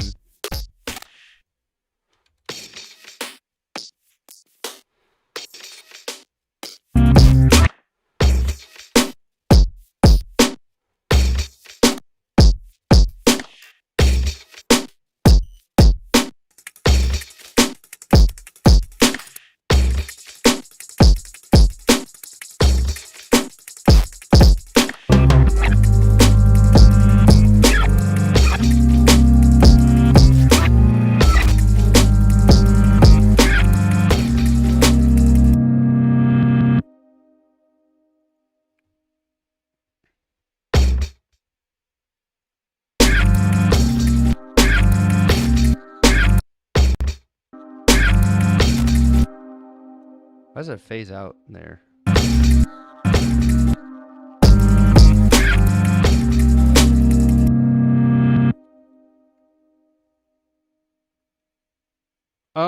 So my stance would be if you actually want good support on your stuff and probably better deals, Sweetwater just I'm biased. Like, I'm not gonna lie, even though that's the only job I quit, the 2-year warranty alone and their customer service, like, is still top notch.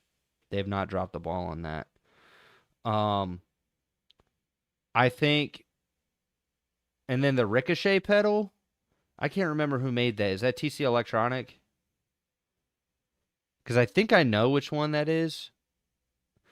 But yeah, I bet you if you went to Sweetwater and you asked them for like, hey, can I get a bundle of everything that I need? Like, they would do a good job. They take care of you. It's just you'd have to, are you in the U.S. or not? If you're in the U.S. Oh, Digitech. Oh, yeah. Hold on. I got to remember if that's the one that was real glitchy or not. Ricochet. Oh, no. This one was cool. I would say the only downside with it is like if you wanted to do like you wanted to be a little bit more flexible with the whammy, you got to go with the whammy pedal, you know what I mean? Like actually having it move more like a wah.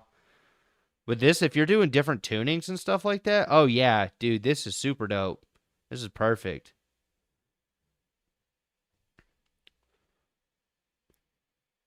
And that's what I'm saying. Like Sweetwater usually has some pretty good deals. So I'd consider them. But they also, like I was saying, the free 2-year warranty. Here's what I'll tell you about it too: is the 2-year warranty is not through the manufacturer; it's through Sweetwater. So you call Sweetwater if you have an issue, and they'll sort it out. You don't have to deal with the manufacturer warranty. No, it's a drop tune. So if you've ever seen whammy pedals, they're used a lot in like hardcore and death metal to like do crazy pitch bends, like wow. Like if you've ever heard of Mirror, like that was one of the first bands I heard the whammy pedal, and I was like, oh my goodness. Or Rage Against the Machine, like the Tom Morello type of effect.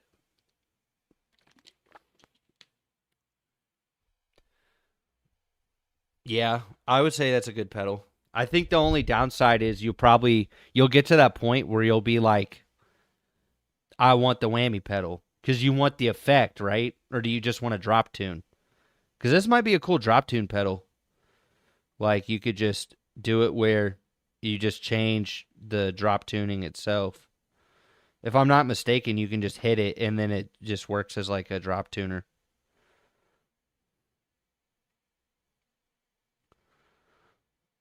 Let me see.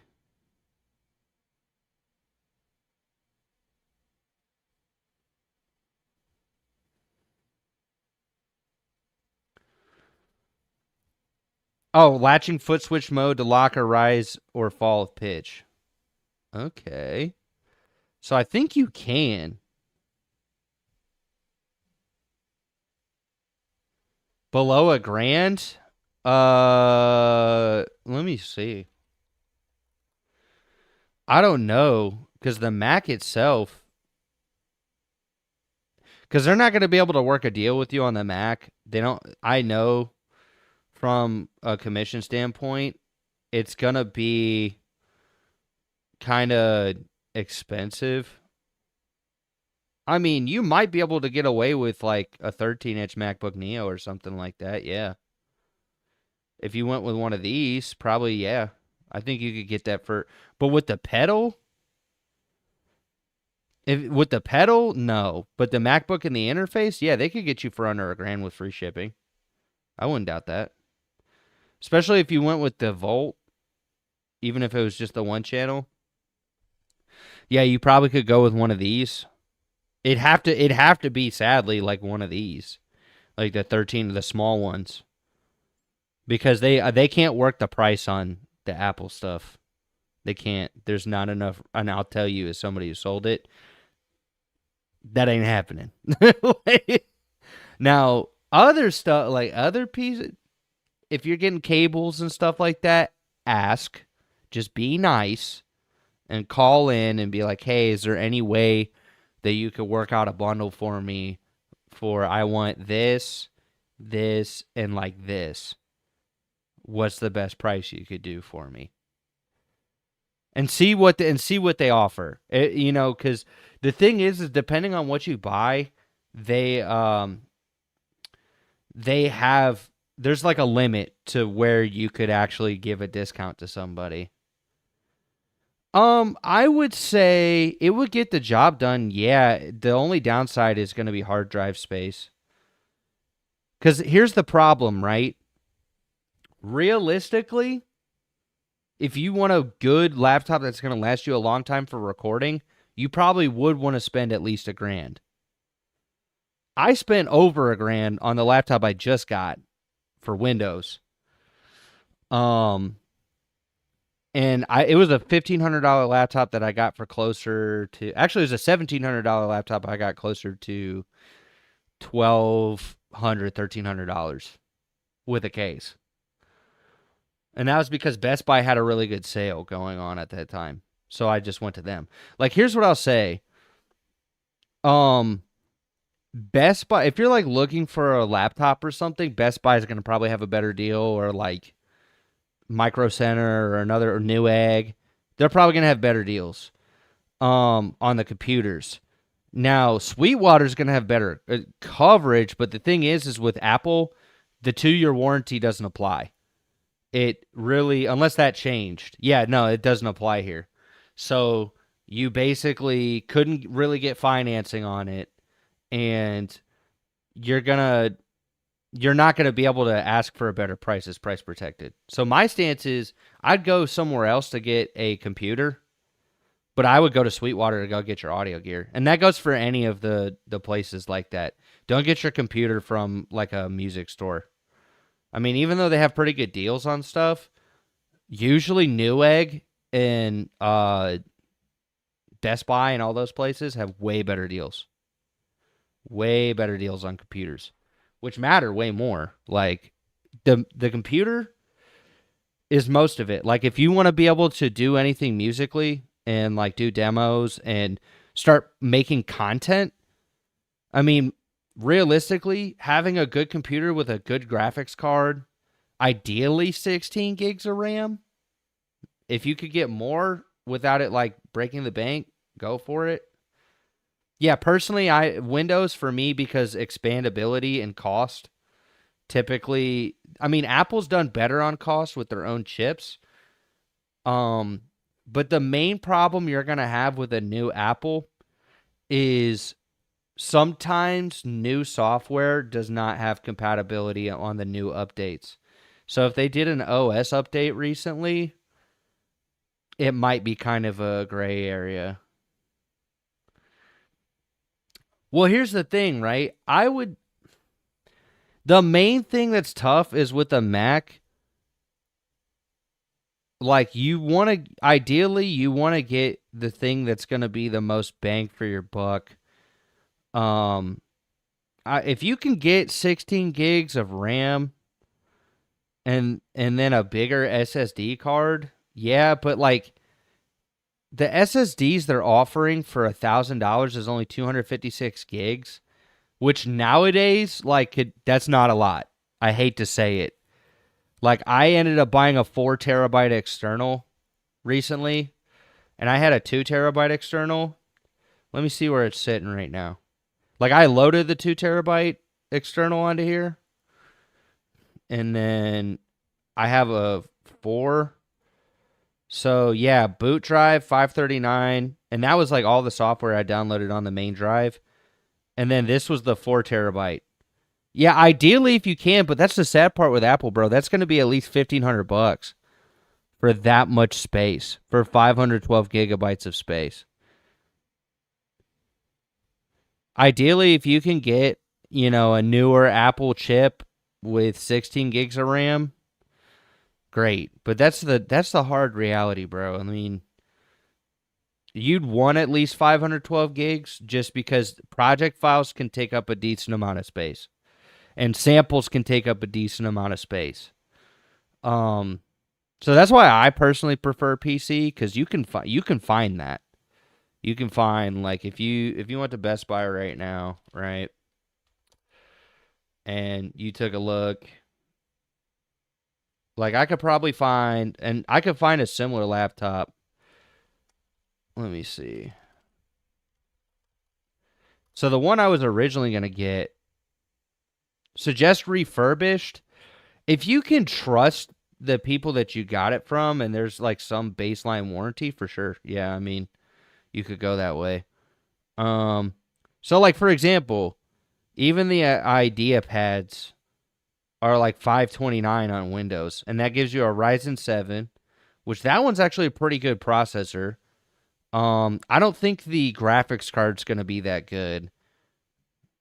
Marketplace, you just gotta be careful. Like if you went to Facebook Marketplace, you could totally get ripped off. Um, but let me take a look because some of these Lenovo books actually could be like, for example, if you go with a gaming laptop, a lot of times if they have good ratings, AMD Ryzen 5, NVIDIA RTX 5050, 512 gigabytes and 16 gigabytes of memory. Nah, dude, like you'd be pretty good. Like, let me tell you, my previous laptop that I had for 15 years was a gaming laptop. But I personally have the Lenovo Legion 5i, and it's a really solid laptop so far. Only downside is battery. Like, you definitely want to just have it plugged in.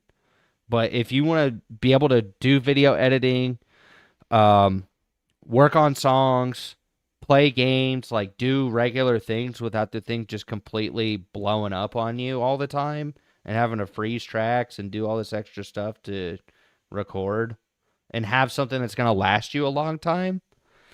This actually is a pretty good deal for under $1,000 because RTX 5050 is not cheap. And that's like that's pretty close to the top of the line right now. In an AMD Ryzen 200 series, so processor wise, it's pretty decent. There's like some options.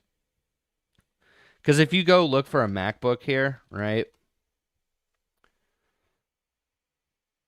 it's going to be about the same. Well, actually, this is better. See, that's the thing. If you wanted, yeah, well, you could get tons of other free software for Windows. The main thing is if you like Mac, sure. I've personally seen a ton of people, when I went through recording school, all of them either had a blimped battery or their hard drives failed, but it's super user-friendly. Now, Windows, it tends to have more audio driver things. You got to jump through the hoops, but once you get it set up, it's stable. It's just as stable as Mac. There's just certain things with Mac that are more user-friendly in their audio. Instant drums. There's tons of other software that probably have them. Let me see. Waveform.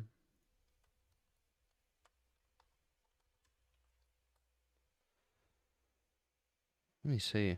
Oh, it's designed for Linux too. Oh wow. Yeah, that is pretty similar. It's actually more like Studio One. Like the way the UI is laid out, that looks like Studio One. Sounds super dope though. Oh, I see what you're saying because they got the clip launching view. That's why it's like Ableton. Yeah. Oh, and there's free packs too.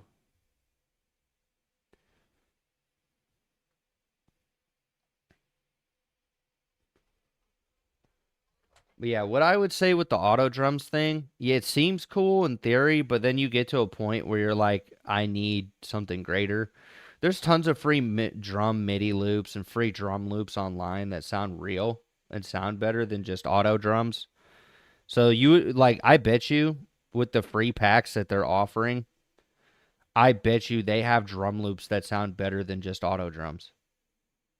Like for real, like they probably have way better drum loops that sound better than like auto drums because usually auto drums is they take their really crappy kits and then they just like have a MIDI sequence that sounds real. Sounds real, and it really doesn't. Like that's just what they pitch to you. Versus like this is actually closer to what real production is um for the most part, right? The first drums, I didn't play them. I found a really good sample.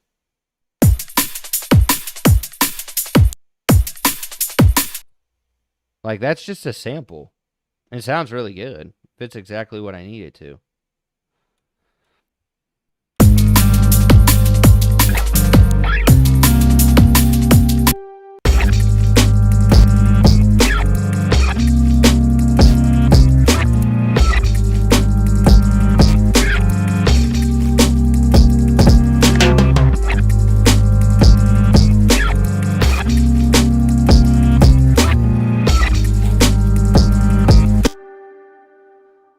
To get the ball rolling, you know what my opinion is? Waveform is good for.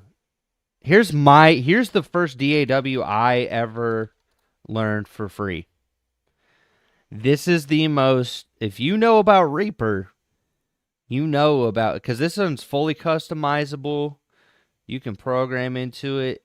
It tends to be a little bit of a learning curve, but dude, Reaper's awesome. It's definitely something where if you learned it, this is what I used to make a lot of metal on. And it's unlimited tracks. It's free. And it's fully customizable. The only thing is they call it the WinRAR of DAWs because basically once you open it, you just have to click still evaluating. You don't have to buy a license. You can. They don't force it on you. You just have to click still evaluating every time you boot it. And you can load all the third-party plugins. There's no free sounds or anything, but it's like if you wanted to just record ideas, there's tons of tutorials on Reaper. Reaper's like, this was the first one, dude. This was the first one I knew about for sure. That's my personal biased opinion take on that. Good stuff, though. I'm glad I got to talk to you guys about this stuff, too, because it's, I think it's tough for a lot of people. If you're really, really like, oh, I'm not sure, BandLab is good, too. It's free. Like, there's tons of free options. There always has been. If you need free guitar amps, yeah. Reaper's also very, very it's very good on your computer CPU. So if you're like not running the best computer, it's actually optimized really well. It takes more to learn it. It took me a lot longer to learn it, but once you did, you're like, this is actually really, really deep.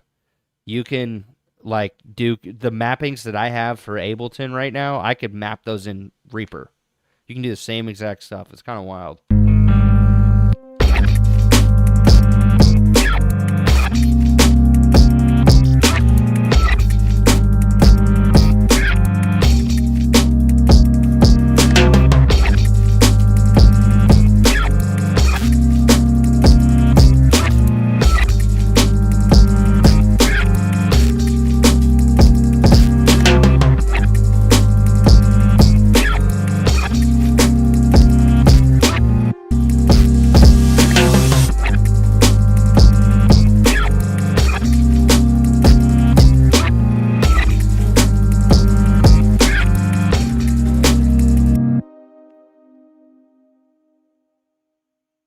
Yeah, still, like, once you get deeper into music production, you start to recognize that, like, drum samples, that's, like, even some of the best producers, they're still using drum loops and, like, samples and editing them.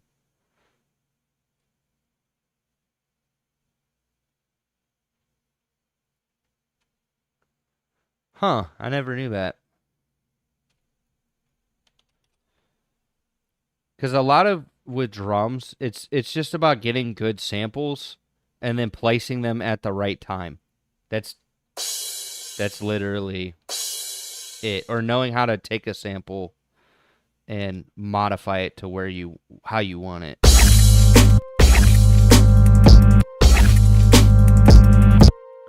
So for example, I might do Galaxy Tape Echo. Which version?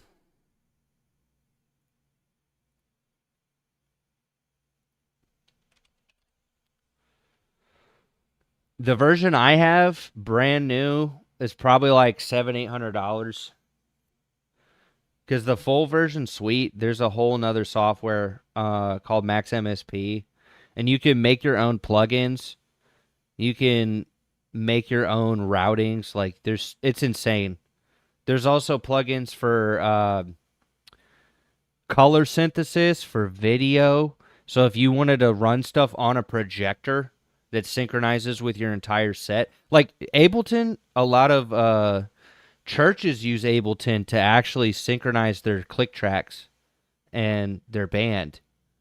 So it like Ableton's really good on the live sound and live performance thing. Like if you've watched people like Bink Beats, like the dudes who do live looping, Ableton Live.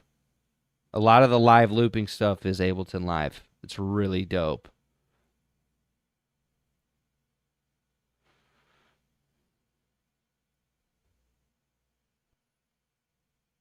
Yeah, once you get into Ableton, that's like it's an investment of time and money to like learn how it works, but it's probably one of the best ones that's rounded if you wanted to do DJing, if you wanted to do live events with it. Like I know once I'm done working on these records, I can make a live version and bring my microphone and bring my guitar, plug my audio interface in, and I have a full live show straight out of my computer. Now, would I say it's the best for live? It depends on exactly what you're doing. I hate to say that because Digital Performer. I'll show you guys something. This is insane. Most people do not use this software anymore, except if you're really like old school. For like Pyro. Hold on. So there's a guy who built for live sound. There's a guy who built these racks. Well, actually, most people that do EDM and techno anymore, they're Ableton. FL users mainly are doing hip hop. No, like I would say it's both. Like Ableton, actually, a lot of EDM and techno guys really like it because they DJ, and it integrates with Serato. So there's like a mixture where some of them will do wait, like Martin Garrix, he was on FL. But then if you look at Deadmau5, if you look at Skrillex, if you look at a lot of those dudes, they're in Ableton. They've been Ableton users for a really long time. And then they go mix it. They use Serato or Rekordbox, and it integrates into Ableton Live. So if you like want to go DJ your stuff, you could do that. Now, Digital Performer, there's a guy who built these like insane racks that were like for live performance, and he used this to program all of it, which is insane. This is like ancient recording software, but it's really actually very powerful. It's just, oh wow, it comes with Melodyne. It's built in. That's actually insane. Audio to MIDI. Oh, dude, this is actually kind of insane to look at. They've been doing this. Okay. Yeah, this is elite ball knowledge. If you know about Digital Performer, you know about some of the most OG, like, actually, one of the shows I did recently, they were still using Digital Performer to trigger xylophones. They had literally xylophones, and I think marimba is like a small. No, it was like it was either two xylophones or like a small scale marimba and a xylophone, and they were setting up on stage, and they had mechanical hammers, and it was programmed in Digital Performer so that it would play along with the song, and it would light up while the song was playing. And it was all synced. It was the most insane. Dude, some of the stuff I do with live is kind of insane. Helping them set up video walls and events. And you get to see some pretty cool stuff every once in a while. I'm not going to lie.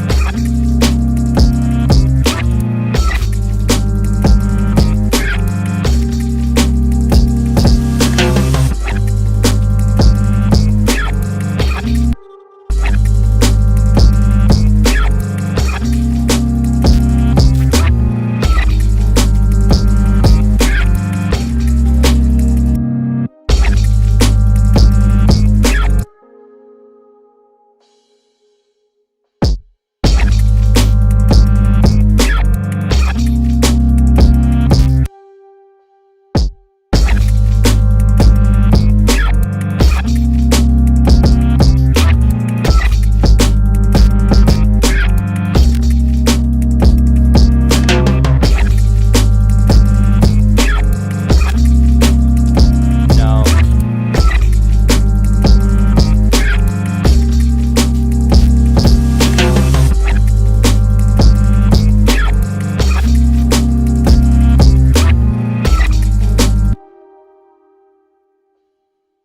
Actually, I have not. Digital multiplex.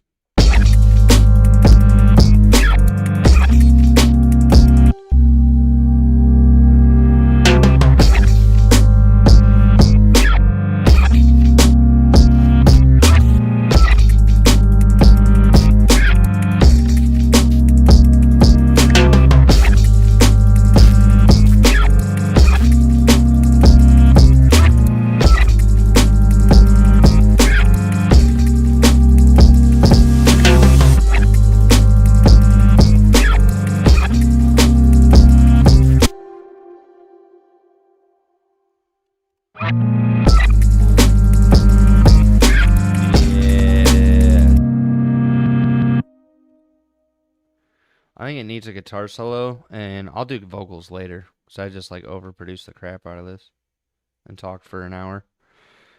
So I like where this one is, though. This is really good. I'm glad that I got to show y'all a little bit of the process. Oh yeah, for sure. Here's what I'll do. If that's something that you're interested in, what I'll do is I will send you, I'm going to type in my phone number that I have. This is my songwriter support line. This is my business line. You guys can reach out to me on here if you have any questions about anything. Let me see. What is it? Phone. Wait, which one is it? Oh, voice. That's right. I'll type that in the chat here real quick. And then you can reach out to me and we can set up a time if that's something that you're interested in once you get everything situated. Oh, yeah, absolutely. I think seeing part of the process and like just having someone who's willing to be transparent with you is probably the most important thing with any of this stuff, man. Like, because it can be daunting. You know how it's expensive it can get. But nowadays, as long as you have a computer, you don't even have to have a computer. You could just use your phone. Like, it's that accessible. It's just learning the concept and that it applies literally everywhere. But that number, I'll copy it and I'll post it in the TikTok as well. You guys can contact me there. I'll pin it up top so it doesn't get lost. But that number right there that is my business line. You guys can text me on there. Big John Machines.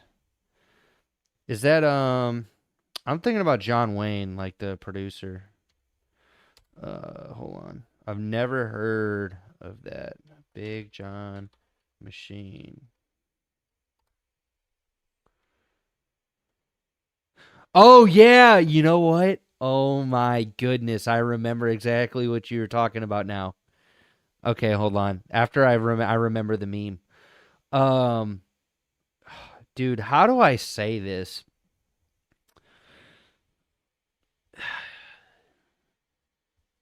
I mean, here's the thing, that's just not me. I enjoy listening to music. I don't care what I listen to it on as long as it translates. Dude, those I can't that song, I can't believe a vocalist can sing that. That's actually insane.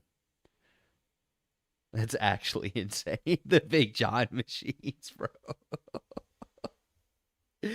I would say some of them are cool. I actually remember Sweetwater never sold them.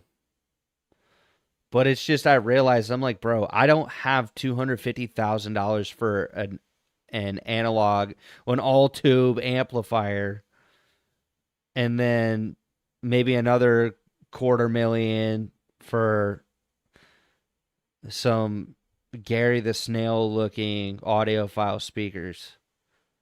Because they're all like conical or a crazy box. Yeah, some are like 9 million, bro.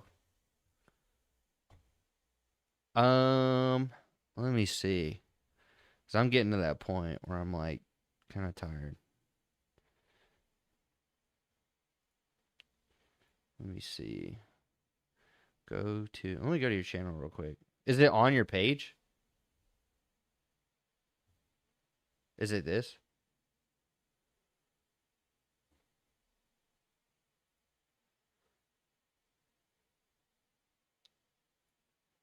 Is it Christian music?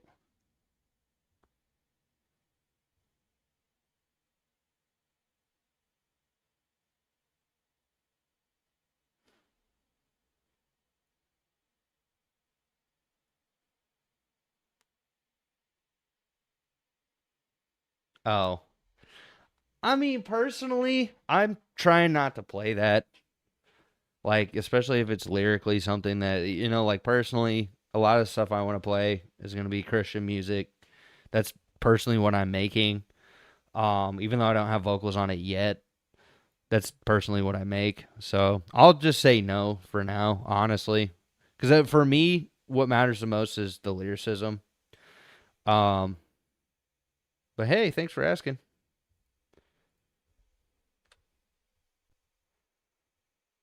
Love and Suffering by South of One. I'll probably have to do it off stream. Because some of the stuff, dude, if I'm not careful, if I play certain music that's copyrighted, dude, I'll just prove it to you right now. I'm still fighting the claim. Oh, awesome. Thank you for the subscribers. I'll just pull it up. It says copyright, bro. It had 13 views. I got copyright struck on it. And you know what's crazy? It says it won't affect my channel. It definitely hasn't. This is the song. And I sent the dispute. And I don't even know where I can find the song. I couldn't find the song, bro. It was just a random company. And they said it was just for like a section that had the drums looped on it of a song I wrote on live stream.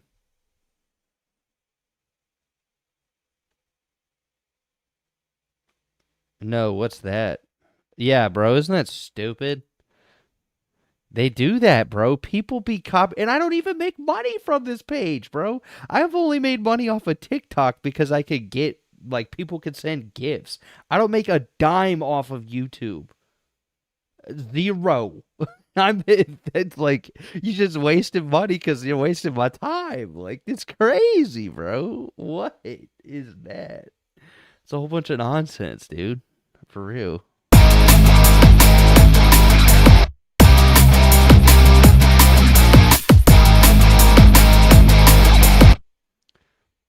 Oh, dude, that's brutal. See, they probably had to go through it too. That sucks, man. Okay, I think to cap this off, I'm gonna do a guitar solo at the end here, and then I'm gonna call it for tonight. But I'm gonna use. I really like this reverb. Sounds super good.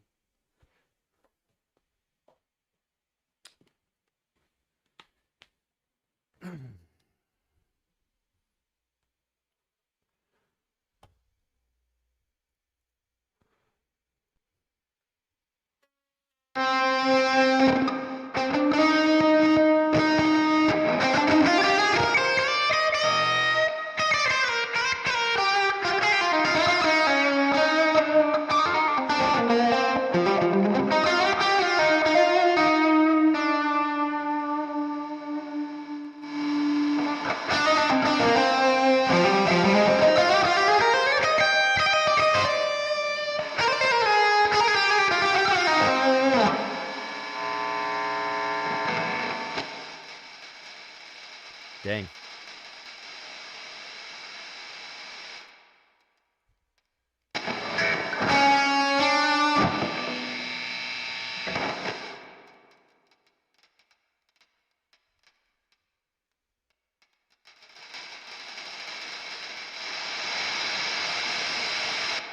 Frog pedals? No,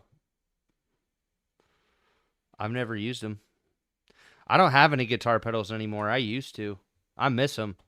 I used to have like a few Walrus audio pedals, and I had what was it? That Wampler compressor. I had some really cool distortion pedals too, and I had synthesizers at one point. I was when I was still working at Sweetwater, but I'm kind of glad I got out of there and got out all of that. Like none of that stuff matters at the end of the day. It's cool, it's fun, but like really, you're gonna like I would if I was not getting out of debt and like working so much, yeah, I'd probably get a few guitar pedals for sure.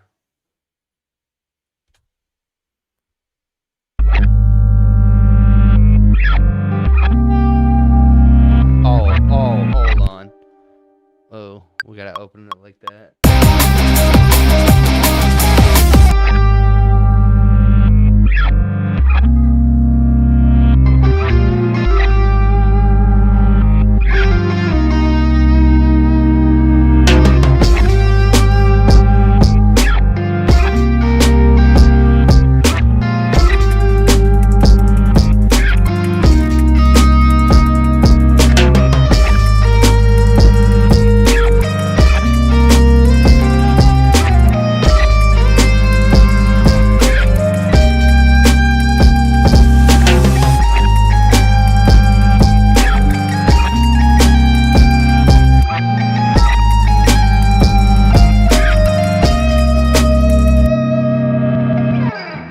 Oh man. Oh man. What's good? I think if I take the gate off a little bit more, oh yeah, that sounds fire. I like that.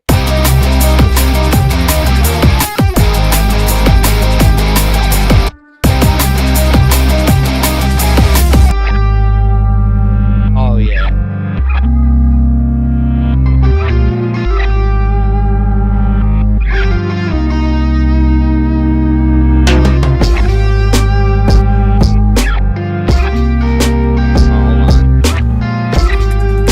Like,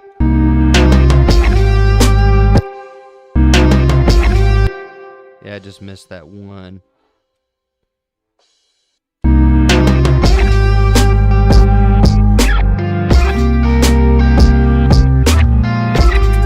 Oh yeah, dude. I like that a lot.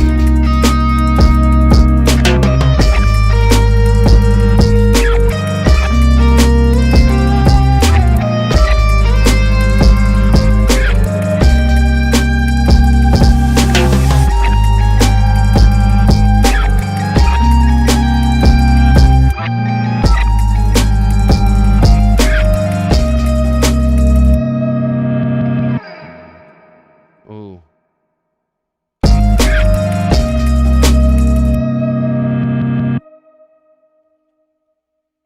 Oh yeah. I'll play it one time from the top, and then I think that'll be it for tonight. Thank y'all so much for tuning in.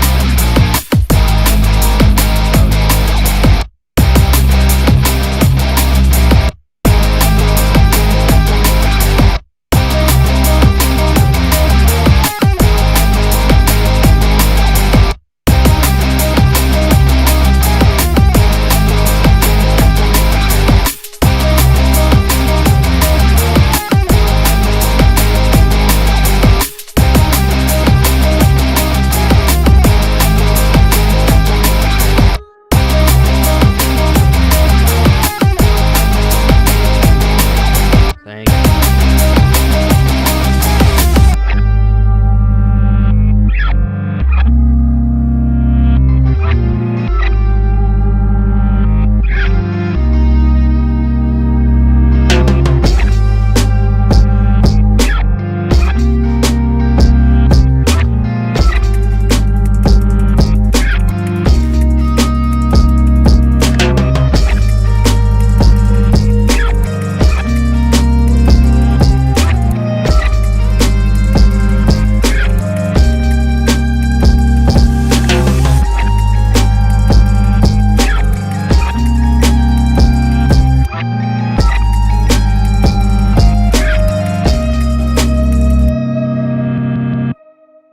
Mm.